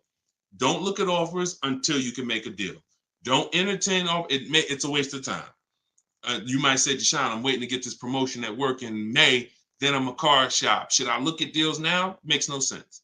You can watch the market, but it makes no sense to entertain offers because you're not in a position. So as soon as you could accept an offer. Now that might be today. Then no later than date. That's the deadline. The gap in between that is your leverage. What does that mean? The ability to say no. See, you're about to start shopping in a way where you can say no, and the people that are walking into dealerships usually have put themselves in a position where they can't say no. So they're walking in saying things like, I need a car right now. My lease is up. If your lease is up, call, get a free extension. You shouldn't be shopping with your back against the wall. They're walking in saying things like, man, nobody has cars. That's because one dealer they walked in didn't have cars. Maybe they went to a second one, didn't have the color they want, and they're like, man, nobody has cars. They're broadcasting that energy, which is actually that's going to cost you. When car salesmen take it from me, I was in there every day of my life for 14 years. Not every day, we had days off, but when you say things, we're trained to hear them. No one has cars. That means the price just went up. If I have a car, you're going to pay more for it. This is what the 80%, this is how the 80% think. It's a mind game. So you don't want to be there. You want to be at home. And when you have the ability to say no, now here's what you do. You reach out to dealers for your offers and you're telling them, hey, I can make a deal right now. This is what I'm looking for. But I don't need a car until July 3rd. See, that's power. That means, hey, if I got a car coming next month, I can talk to this person about it. Most times a person walks in, they need a car this week, next week. That means whatever's on the ground, that's all we can talk to you about. But when a person has been proactive in shopping, which is what I want you to do, which is what I'm going to teach you to do, it's all in my book, and it's everything you'll hear me talk about, is when you have the luxury of time, it benefits us. We make our contacts. A dealer might say, look, I don't have a car right now, but I got one coming in 6 weeks. Is that good for you? Yeah, give me an offer. Absolutely. Now, we don't talk. So I'm telling you, you could do it your way, which is call. I always say, ask for sales managers if you're trying to get offers online. If you're trying to get offers from home, we need at least 5. If you're going to do it my way, if you're going to get deals like Danielle and like the people you see me broadcasting the show, you get it at least 5. Sometimes we get 10. I think somebody we showed the other day had 10 offers. So the point is, if you have the luxury of time, you want to use it. Don't be sitting here saying, man, I really can make a deal now or 3 months, but no one knows that. And then you wait until you only need to make a deal in a month. Now you start contacting dealers. You've given away some of your leverage. And if you're shopping for a used car, you can watch the market. When you start looking and you can see, man, I've been watching these cars for 45 days. I see the prices. When I first came, the low side of the market was like 26. Now I see that low side is about 24, 25. So these are things you can't do when you're shopping when you need a car. So there's no good time to buy a car because dealers want to make deals throughout the month. But there is a bad time if you've used up all your leverage. And if you've used up all your time, then you must do multiple offers or you're going to get killed. Sorry to say, there's no other way to say it. If you don't know how to shop multiple offers and you walk in needing a car in 2 days, you are going to overpay. So multiple offers is always the answer. All right. Go ahead, shoot the next one up, Dolan. Great question. This one's from YouTube. I'm only able to get a rental for delivery work. Is there any cons to this method? I don't really, okay, I think you rephrased it. Is there a proper way to rent vehicles for work, or is it fixed market and there's no way to save money? Absolutely not. Renting is going to be way too expensive compared to, this is why when people say, who's heard leasing is like renting? Who's heard that? Type the raise your hand emoji or type me if you've heard leasing is like renting. It's one of the most ignorant statements that there's a lot of ignorant statements made about leasing, but that's one of them. Renting is expensive. Renting, you don't get a lot for your money. It's usually a short-term thing, 1 day, 1 week. You know, maybe if you had an accident, cars total 30 days. It's not meant to be long-term. So what I would tell you is if you were renting a vehicle, I would tell you try to go on Turo, try to find somebody who's willing to rent to you, possibly on a long-term basis where it's not going to be as expensive. Because I'm guessing if you're renting, there's a particular reason for that. But the money you're going to pay in renting, you should probably put some of it to the side, try to get you a car, cash, Facebook Marketplace, something to get out of that cycle and start to rebuild. In my book, I have a strategy of plan B, plan C for bad credit, where, you know, you can talk about cash, you can talk about buy here, pay here, even buy here, pay here, if done right, is better than renting. When I was 20, my second car, actually, my first one was a $500 car. And after I got a buy here, pay here Chevrolet Cavalier. It was, I put $1,500 down. I paid $50, I think, a week. And I paid off the car in a couple months. That car lasted me 6 years. So the key with buy here, pay here is to make sure you're getting a great car, a quality car,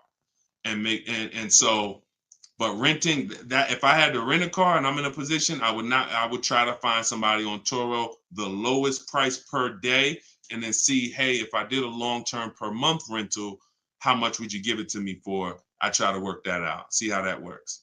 All right. God bless with that. All right. Next question, Dolan. Shoot it up. We're getting a lot of questions, so I'm going to try to move faster through the answers. This one's Facebook. Once you have the car you've decided on, how do you go about getting multiple offers from dealers? Well, you could do it the manual way, which is I would see the only bad thing. See, and here's the thing. You guys know if you've been on, if this isn't your first time, if you've seen, you know I don't hold back.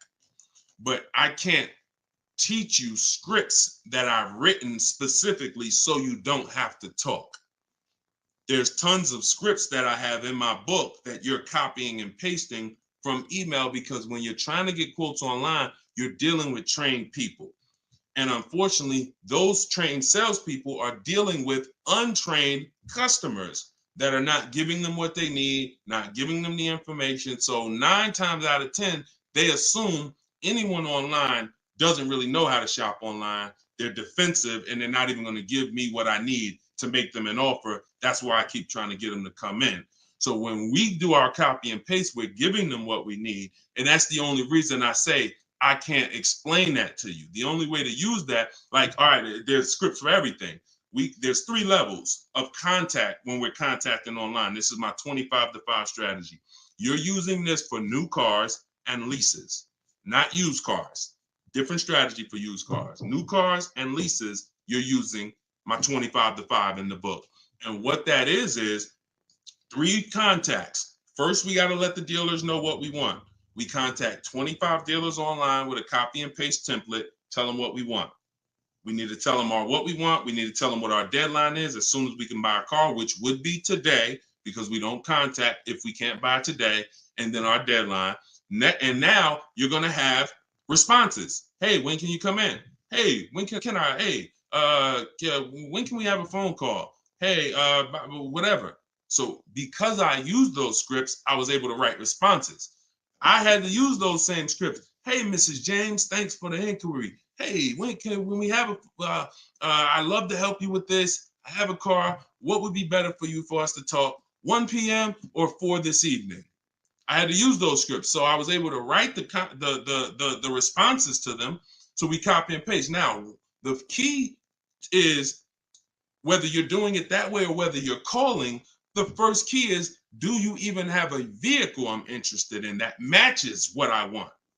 So in that initial contact, we're telling them exactly what we want. Color choices. Hey, I'm open to black, blue, gray. I'm open to a sport model or a touring model. I'm open to this. Like, this is what I like. You have to tell them that, or there's no way for them to search the inventory and get you and even see if there's a match here. So once we do that, that's your first thing. Do you have a car? Now, the benefit of doing the 25-to-5 is we're shopping out of 25 dealers' inventories. So we're giving ourselves the absolute best shot of finding something where we don't really deal with, oh, I went to this dealer, they didn't have a color I want, they didn't have the trim I want. If we contact 25 dealers and there's no inventory, that means they're either in between model years, which means, okay, maybe the 24s got sold out, 25s haven't come in yet, we're on that bridge, or it's a rare car, hasn't come in yet, or it's a very rare car. See, that's different than you believing the car is rare because you visited 1 or 2 dealers. Once we contact 25, if the color, we're reaching out for a pink one and the dealer is saying, hey, we don't really have that color, that's when we know. So shopping out of 25 dealers, we get the best shot. We're trying to find who has a car. Second thing we're going to do now is we need to send a quote request. When we send our quote request, we're telling them what we want. If we're buying, we're looking for all cash price because we're not doing taxes. We want a bottom line price. And we're getting that from at least 5 to 7 dealers. Because when you shop correctly, remember this, when you truly have shopped multiple offers correctly, you're going to see at least a $3,000 to $5,000 difference from your lowest offer to your best offer. I've been working with people around the country. We're 2 million followers. We have 1,700 people we've worked with personally since 2021. That is the consensus. 3,000 to 5,000 bare minimum. And in fact, some of you who are looking for higher price cars, you look at somebody like Kimberly. Kimberly used multiple offers. Her Maserati she was shopping for, she picked it up a little while ago, $86,961 vehicle. They offered it to her for $66,261. Deshone, that sounds crazy. She saved 20 grand. Actually, 20,700 on that offer. So now you never can pick. You don't know where the bottom is. She didn't go in saying, if I can't save 20 grand, I'm not getting it. That's not how we go in. We go in, we do multiple offers, and we let the bottom reveal itself. We don't choose the bottom. All right. So once we do that, we're getting our quotes, and there's going to be a lot of people who try to stop that. Hey, we only do business in person. When can you come in? So you need scripts to respond to all that if you're going to do it fast and shop like we shop, 60 minutes, 90 minutes. But if you're going to do it manually, then you can call sales. You can ask for sales managers and try to get them that way. But do not make a decision before you see at least 5 offers. 5 to 7 offers. Nobody who's listening to me will ever buy a car without seeing 5 to 7 offers, new cars and leases. Never. Too much money at stake. All right. So that's how we do it, Damon. That's the intro. And that's the only reason why I can't go deep on my 25 to 5, because it's totally internet based. We do it 60 minutes. So everyone who's like, Deshone, I want to use that. It's in my new digital book, Car Shopping for People That Hate Car Shopping. You can download it in my TikTok bio. You get it for 75% off as part of our launch. And it'll be in your inbox in 5 minutes. Same thing with Instagram. Go to my Instagram bio. You got 30 minutes before it goes back up to $97. Get your 75% off. And I'll post a link. Cue the next question up, Dolan. I'll post a link again for you guys here on YouTube and Facebook. Here's the emergency link. All right. This one's from Facebook. We got another question from Facebook. Hey, I'm in the USA, originally from Canada, and no credit in the USA as yet. Should I buy a used car with cash or a new one? What I'm afraid they'll give me a high rate. What do you think best option? Hey, if you got the ability to buy a used car cash, that's what I do. I'd get a great car, spend as little as possible on it, Facebook Marketplace, because I'm not looking, if I can, to go into a high interest loan when I can get me a car and then I can build my credit. I want you to follow Haley, somebody named Shonda Martin. Her brand is called Road to 750 Plus. She's very similar to me in that she does these Q&As all the time. She's live. She's a genius. She's clearly studied for many, many years to understand. And even me using her thing, her strategies, I've added at least 80 points to my credit just from things I didn't even know. Like, and the real person who's an expert is going to show you where the blind spots are, things you didn't know. And that's what Shonda is. Some of you may follow her. She's amazing. Yeah, Cavante said, yeah, she's amazing. She is. So follow her. But yeah, I would be looking to get something inexpensive, point A to point B, little as possible. Make sure you find wherever you live, ask around who's the best mechanic in town. Ask like who does everybody know in town that, you know, fixes cars, just a good guy, good woman. And you find them and you say, look, I'm about to go pick up a car. I'm gonna buy it privately. Well, can I pay you, you know, $100 to inspect it for me? Get yourself an inexpensive car, and that'll give you the ability to be on the road. At the same time, you have the ability to have the time to invest in your credit. So when you're ready to make a power move where credit's concerned with a car, be it leasing, financing, you're good. All right. But if you go buy a car overpriced interest rate, it could really set you back. It can really set you back. It's happened to too many people. Great question. Cue the next one up, Dolan. Great questions today. YouTube, should I buy a car cash or do I get a loan? It's a great question here. A lot of great questions. This is a matter of, look, nothing that I teach is really one size fits all. That's been the problem. 8-year rule, absolutely. If you're not keeping 8 years, that is one size fits all. That's why it's called a rule. You should be leasing if you're not keeping your cars 8 years. If you're buying, you should be keeping them more than 8 years. But when it comes to the cash or loan, here's what I've experienced. And the people who pay cash or don't pay cash, this is kind of what weighs it for them. What are they doing with, what are you doing with your money? Is your money making you money? If your money is making you money, I would have people come in the dealership, clearly had the ability to pay cash, because I would ask them, you know, so how are you paying for the car? And they say, you know, I'm thinking about, you know, writing a check for it, but I'm, you know, what are the rates? And if we had a special interest rate from the bank, like 0% or 0.99%, 1.99, 2.99 even, they'd usually take the bank's money so that their money could keep making money for them. So if that's you, and the rates are low, that's why whenever we shop for a car, you always want to check, are there any special interest rates? That's the first thing. I teach something called the bank bidding war. It's not just dealers that bid for our business. It's banks and credit unions too. So in the bank bidding war, there's 3 rounds. The first round, though, is checking if there's any special interest rates, because if there is 0.99 or 1.99, no one's beating that. Therefore, the rest of the rounds are non-applicable.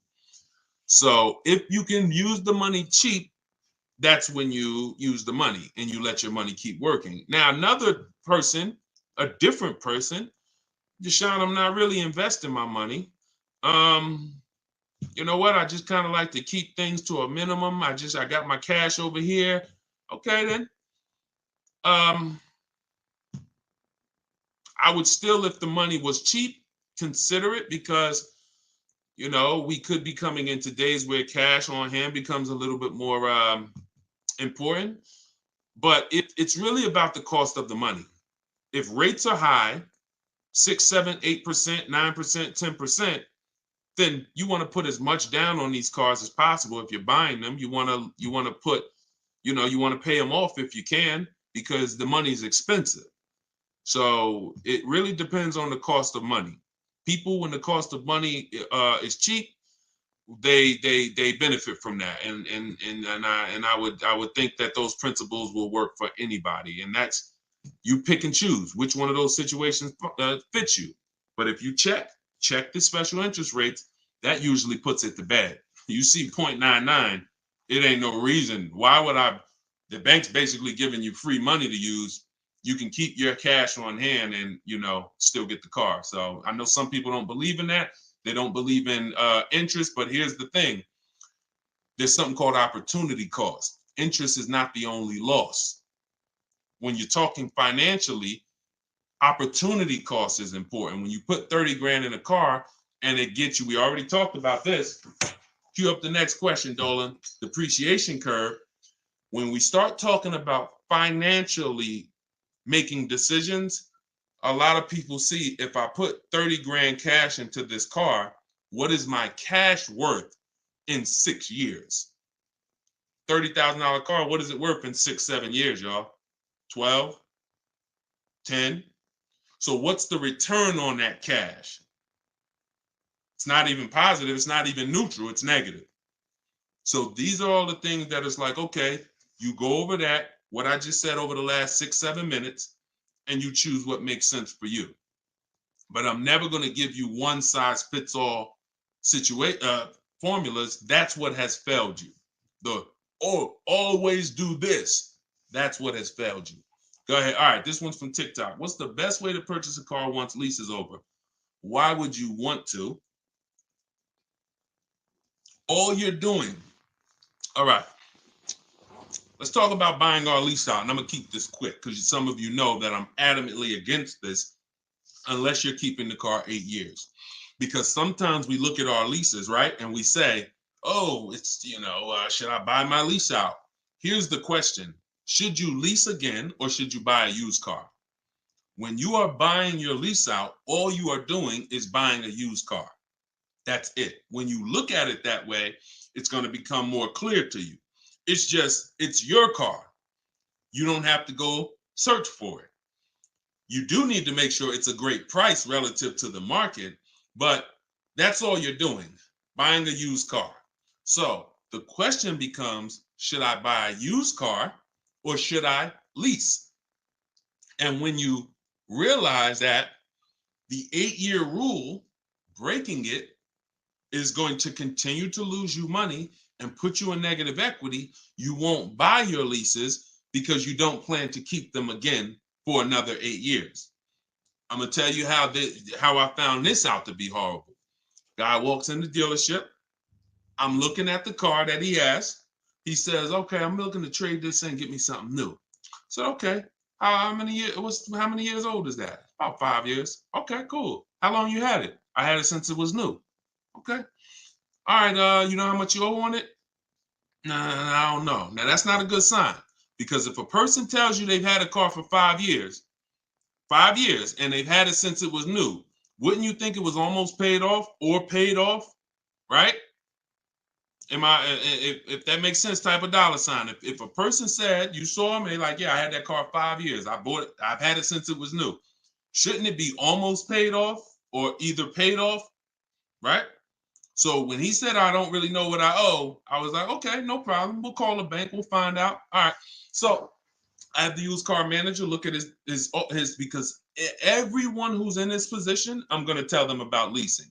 So I'm looking forward to that, because once I tell them about leasing and I show them the numbers and like, hey, you keep trading these cars, look how much you're going to save. And some people will come in and their car was paid off. And I'm like, good thing is whatever that car is worth, you're going to get all that back. You're not putting it into your deal and using most of it as a down payment. So I've literally changed people from financing or buying to a lease, giving them a check back for their whole car that they was coming to use as a trade, and they get a check for $12,000, and then they leave with a lease with no money down or little down, and they're like, yo, this is great. So I'm thinking I'm about to lay this out for him. And so used car manager goes, looks at his car, may say like, okay, I think the car's probably worth about 18. Okay, perfect. So let me call the bank, find out what he owes. Hey, how are you? I'm calling for Mr. Johnson here. Yeah, he's interested in replacing his car. We need his payoff. Okay, the payoff is 18,000. Wait a minute. How the heck is the payoff 18,000? Hey, Mr. Johnson, they're saying you still owe 18,000. Dang, it's that much? Yeah, I didn't know it was that much. Wait, I thought you said you had the car since it was new. Yeah, I did. You know what happened?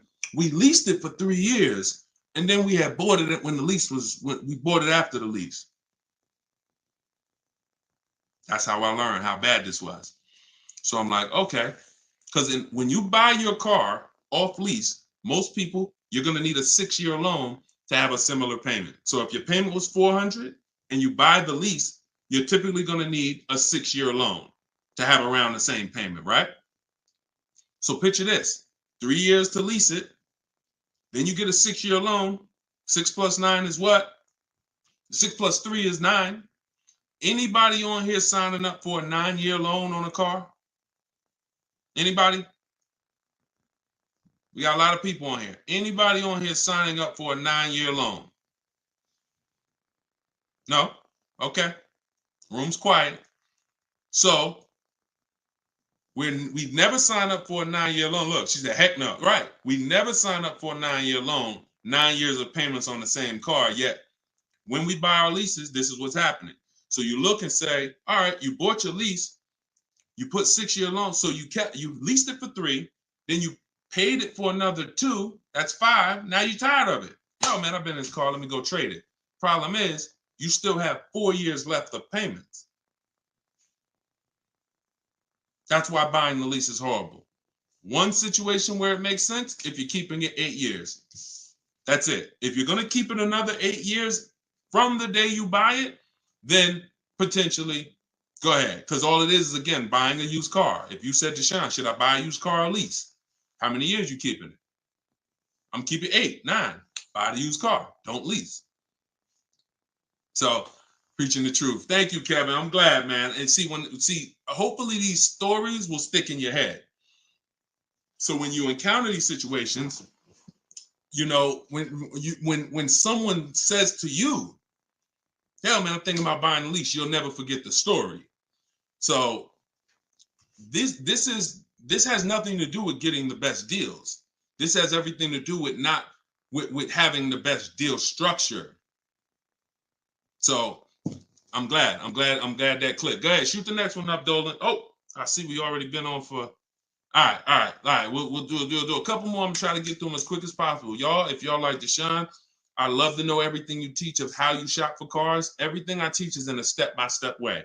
In my digital book, Car Shopping for People That Hate Car Shopping, 7 Steps to Saving Time, Money, and Avoiding Dealerships.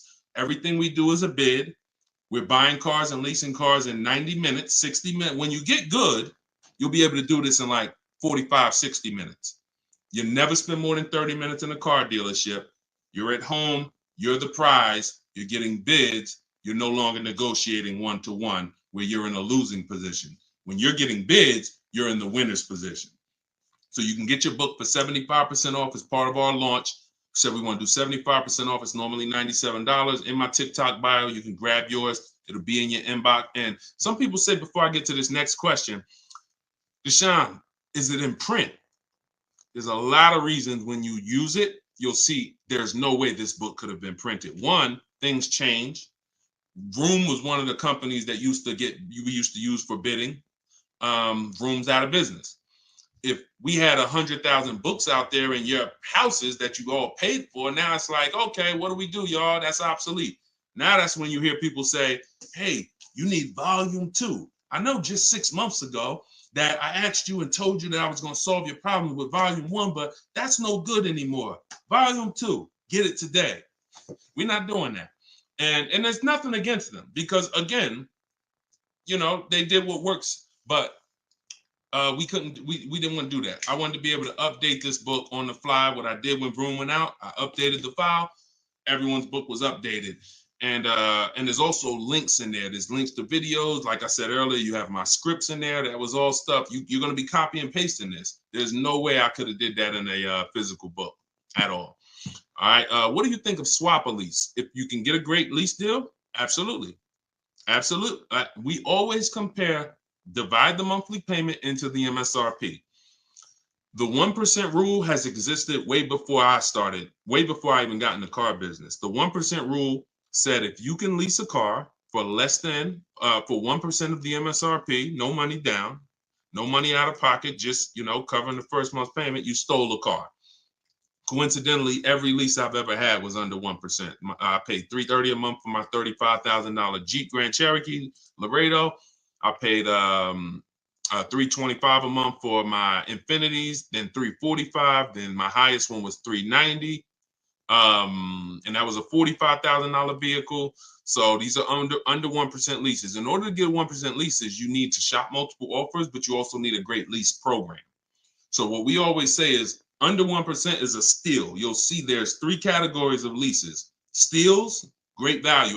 Those are under 1%. Great deals. Those are between 1% and 1.5%. And then where it's time to chill, over 1.5%. You're paying too much for a car you're giving back.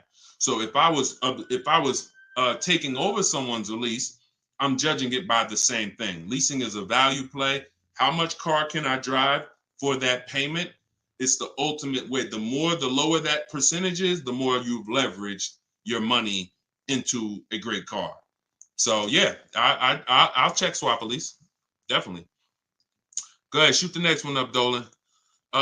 This one's from TikTok. Can I sell a leased car? Who didn't know you could sell a leased car? Type me. My cousin left me his 2020 Toyota Highlander with 2,000 miles, so I need to get out of my lease. I don't need 2 cars. Okay. Equity assessment.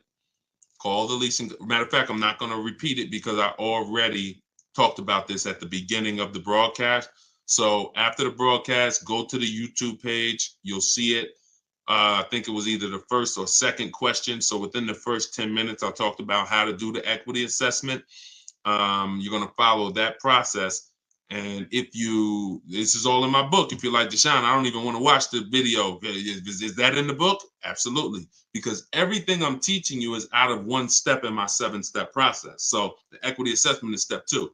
After we decide leasing versus buying, that's step 1. That's the most important question. Foundation of your car deal is, did I lease when I should have leased? Did I buy when I should have bought?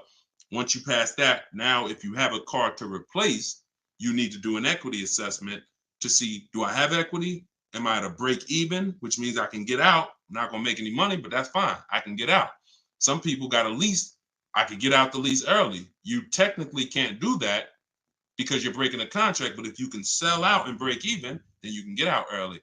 Or do I have a negative position in which case I can't get out early? In the case of a negative, if you have a negative position on a lease, you can't get out early without penalty, without those payments. But if you're a negative equity on a finance, then that's different. There's no negative equity in a lease. I know we kind of use these terms interchangeably. Negative equity is only with a finance because you have to pay the money. With a lease, if what I get offers for, if it's below my payoff, then I just stay in the car until the end. I don't have negative equity. So you do the equity assessment, and hopefully you can break even. And the good thing about Toyota, if they haven't changed it, and I remember right, they don't have a third-party restriction. So you should be able to, if those offers you get are what you owe or higher, then you should be able to sell that car right to CarMax or Driveway or AutoNation, whoever makes you the highest offer, and you can be out of it literally. You do that today, you could be out of that car tomorrow. All right, so keep me posted. Go ahead. Shoot it. See, we're over an hour. And I know Dolan, we always try to keep the shows an hour, but it's like the questions start rolling in and it gets good. Go ahead. Shoot another one up, Dolan. We'll wrap in a second. Facebook. When you go online to build and decide on needs and wants, you look at the cash price, not the lease price. We don't look at any price online. Pay no attention. Nothing online is a deal, y'all. No commercial. I don't care what you see. Deals are like this. Hey, look, this is their offer. Look, this is what we gotta. Can we do it? What? Can you get them up any? Like, will they come up any at all? Nah, man. They said that they made this, and it's like, shoot. All right, let's see if you get another. Can you get another $10? If you get another $10 a month out of them, just take it. If not, then do the deal. That's a deal. You don't repeat it. You don't. I used to have to tell certain people, when you got a real deal, hey, when you come back, I'd love for you to send me friends, family, but don't tell them what you're paying, because I probably can't duplicate that, honestly. That's a deal. The whole opposite is what they advertise to you. Deals are not advertised. Deals are when the dealer makes little to no money. Little to no money. That's a below market deal. If they're putting something on a commercial, that means the dealer doesn't mind if 80 people come in and get that offer this month. You have the money down? Yeah, I want to pay the $460 a month. Okay. You have the money down? Yeah, it was $3,400, right? Okay. What about the taxes and fees? Because that's small print. All right, how much is that? That'll put you probably about another $3,200. And then I could be at that payment from the commercial? Yeah, definitely. Okay, let's do it.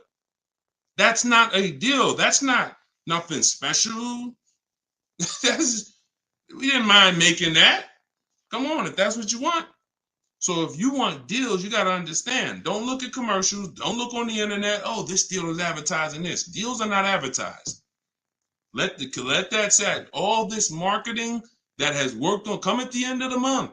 Imagine being in a business where your customers were trained to come at the end of the month. Imagine if you had a pizza shop, a car wash, and that happened. You knew that the industry was so good at marketing that you knew the last 3 days of the month, your car wash is going to have lines around the corner. That's marketing. So dealers make deals when they're like desperate. I want to see. Nobody's here. So don't pay attention. Don't pay attention to that. Just follow the process. Oh, I see you got the book. Just follow the process. If it's not written in there, Ty, don't add to it. Don't add to it. If Deshone didn't say, go to this website and look and then write that down, don't do it. The whole purpose of why I wrote that book in that way is to take the guesswork out of it. If you find yourself like, okay, what should I do here? All right, I'm going to do this. You're probably off my path, because my path is very rigid. It's like a McDonald's system. You hear that beep, the nuggets are ready. Oh, don't change it. And then you'll get the results. We call that trust in the process. Great question. All right, y'all. We just hit an hour and 10 minutes. Y'all, I would love to do this all day. We are going to continue to do these broadcasts. Once the questions start coming in, I don't want to discount any questions. So I wish some questions I could just answer in 30 seconds. It's not possible without me just cutting it short and then you not getting the value out of it. So we try to get through as many as possible. For everyone who wants everything I teach in one place, you can get everything in my social media videos. But I think what you understand now from being on the broadcast is there's lots of different situations. So when you're moving through my social media video, you're saying, oh, he's talking about leasing here. He's talking about buying a used car here. He's talking about banks here. He's talking about high mileage here. All right, that means I got to try to piece this together myself. Same thing with the broadcast here. If you're like Deshone, I want everything in one spot, step by step. It's all in there. Leasing's in there.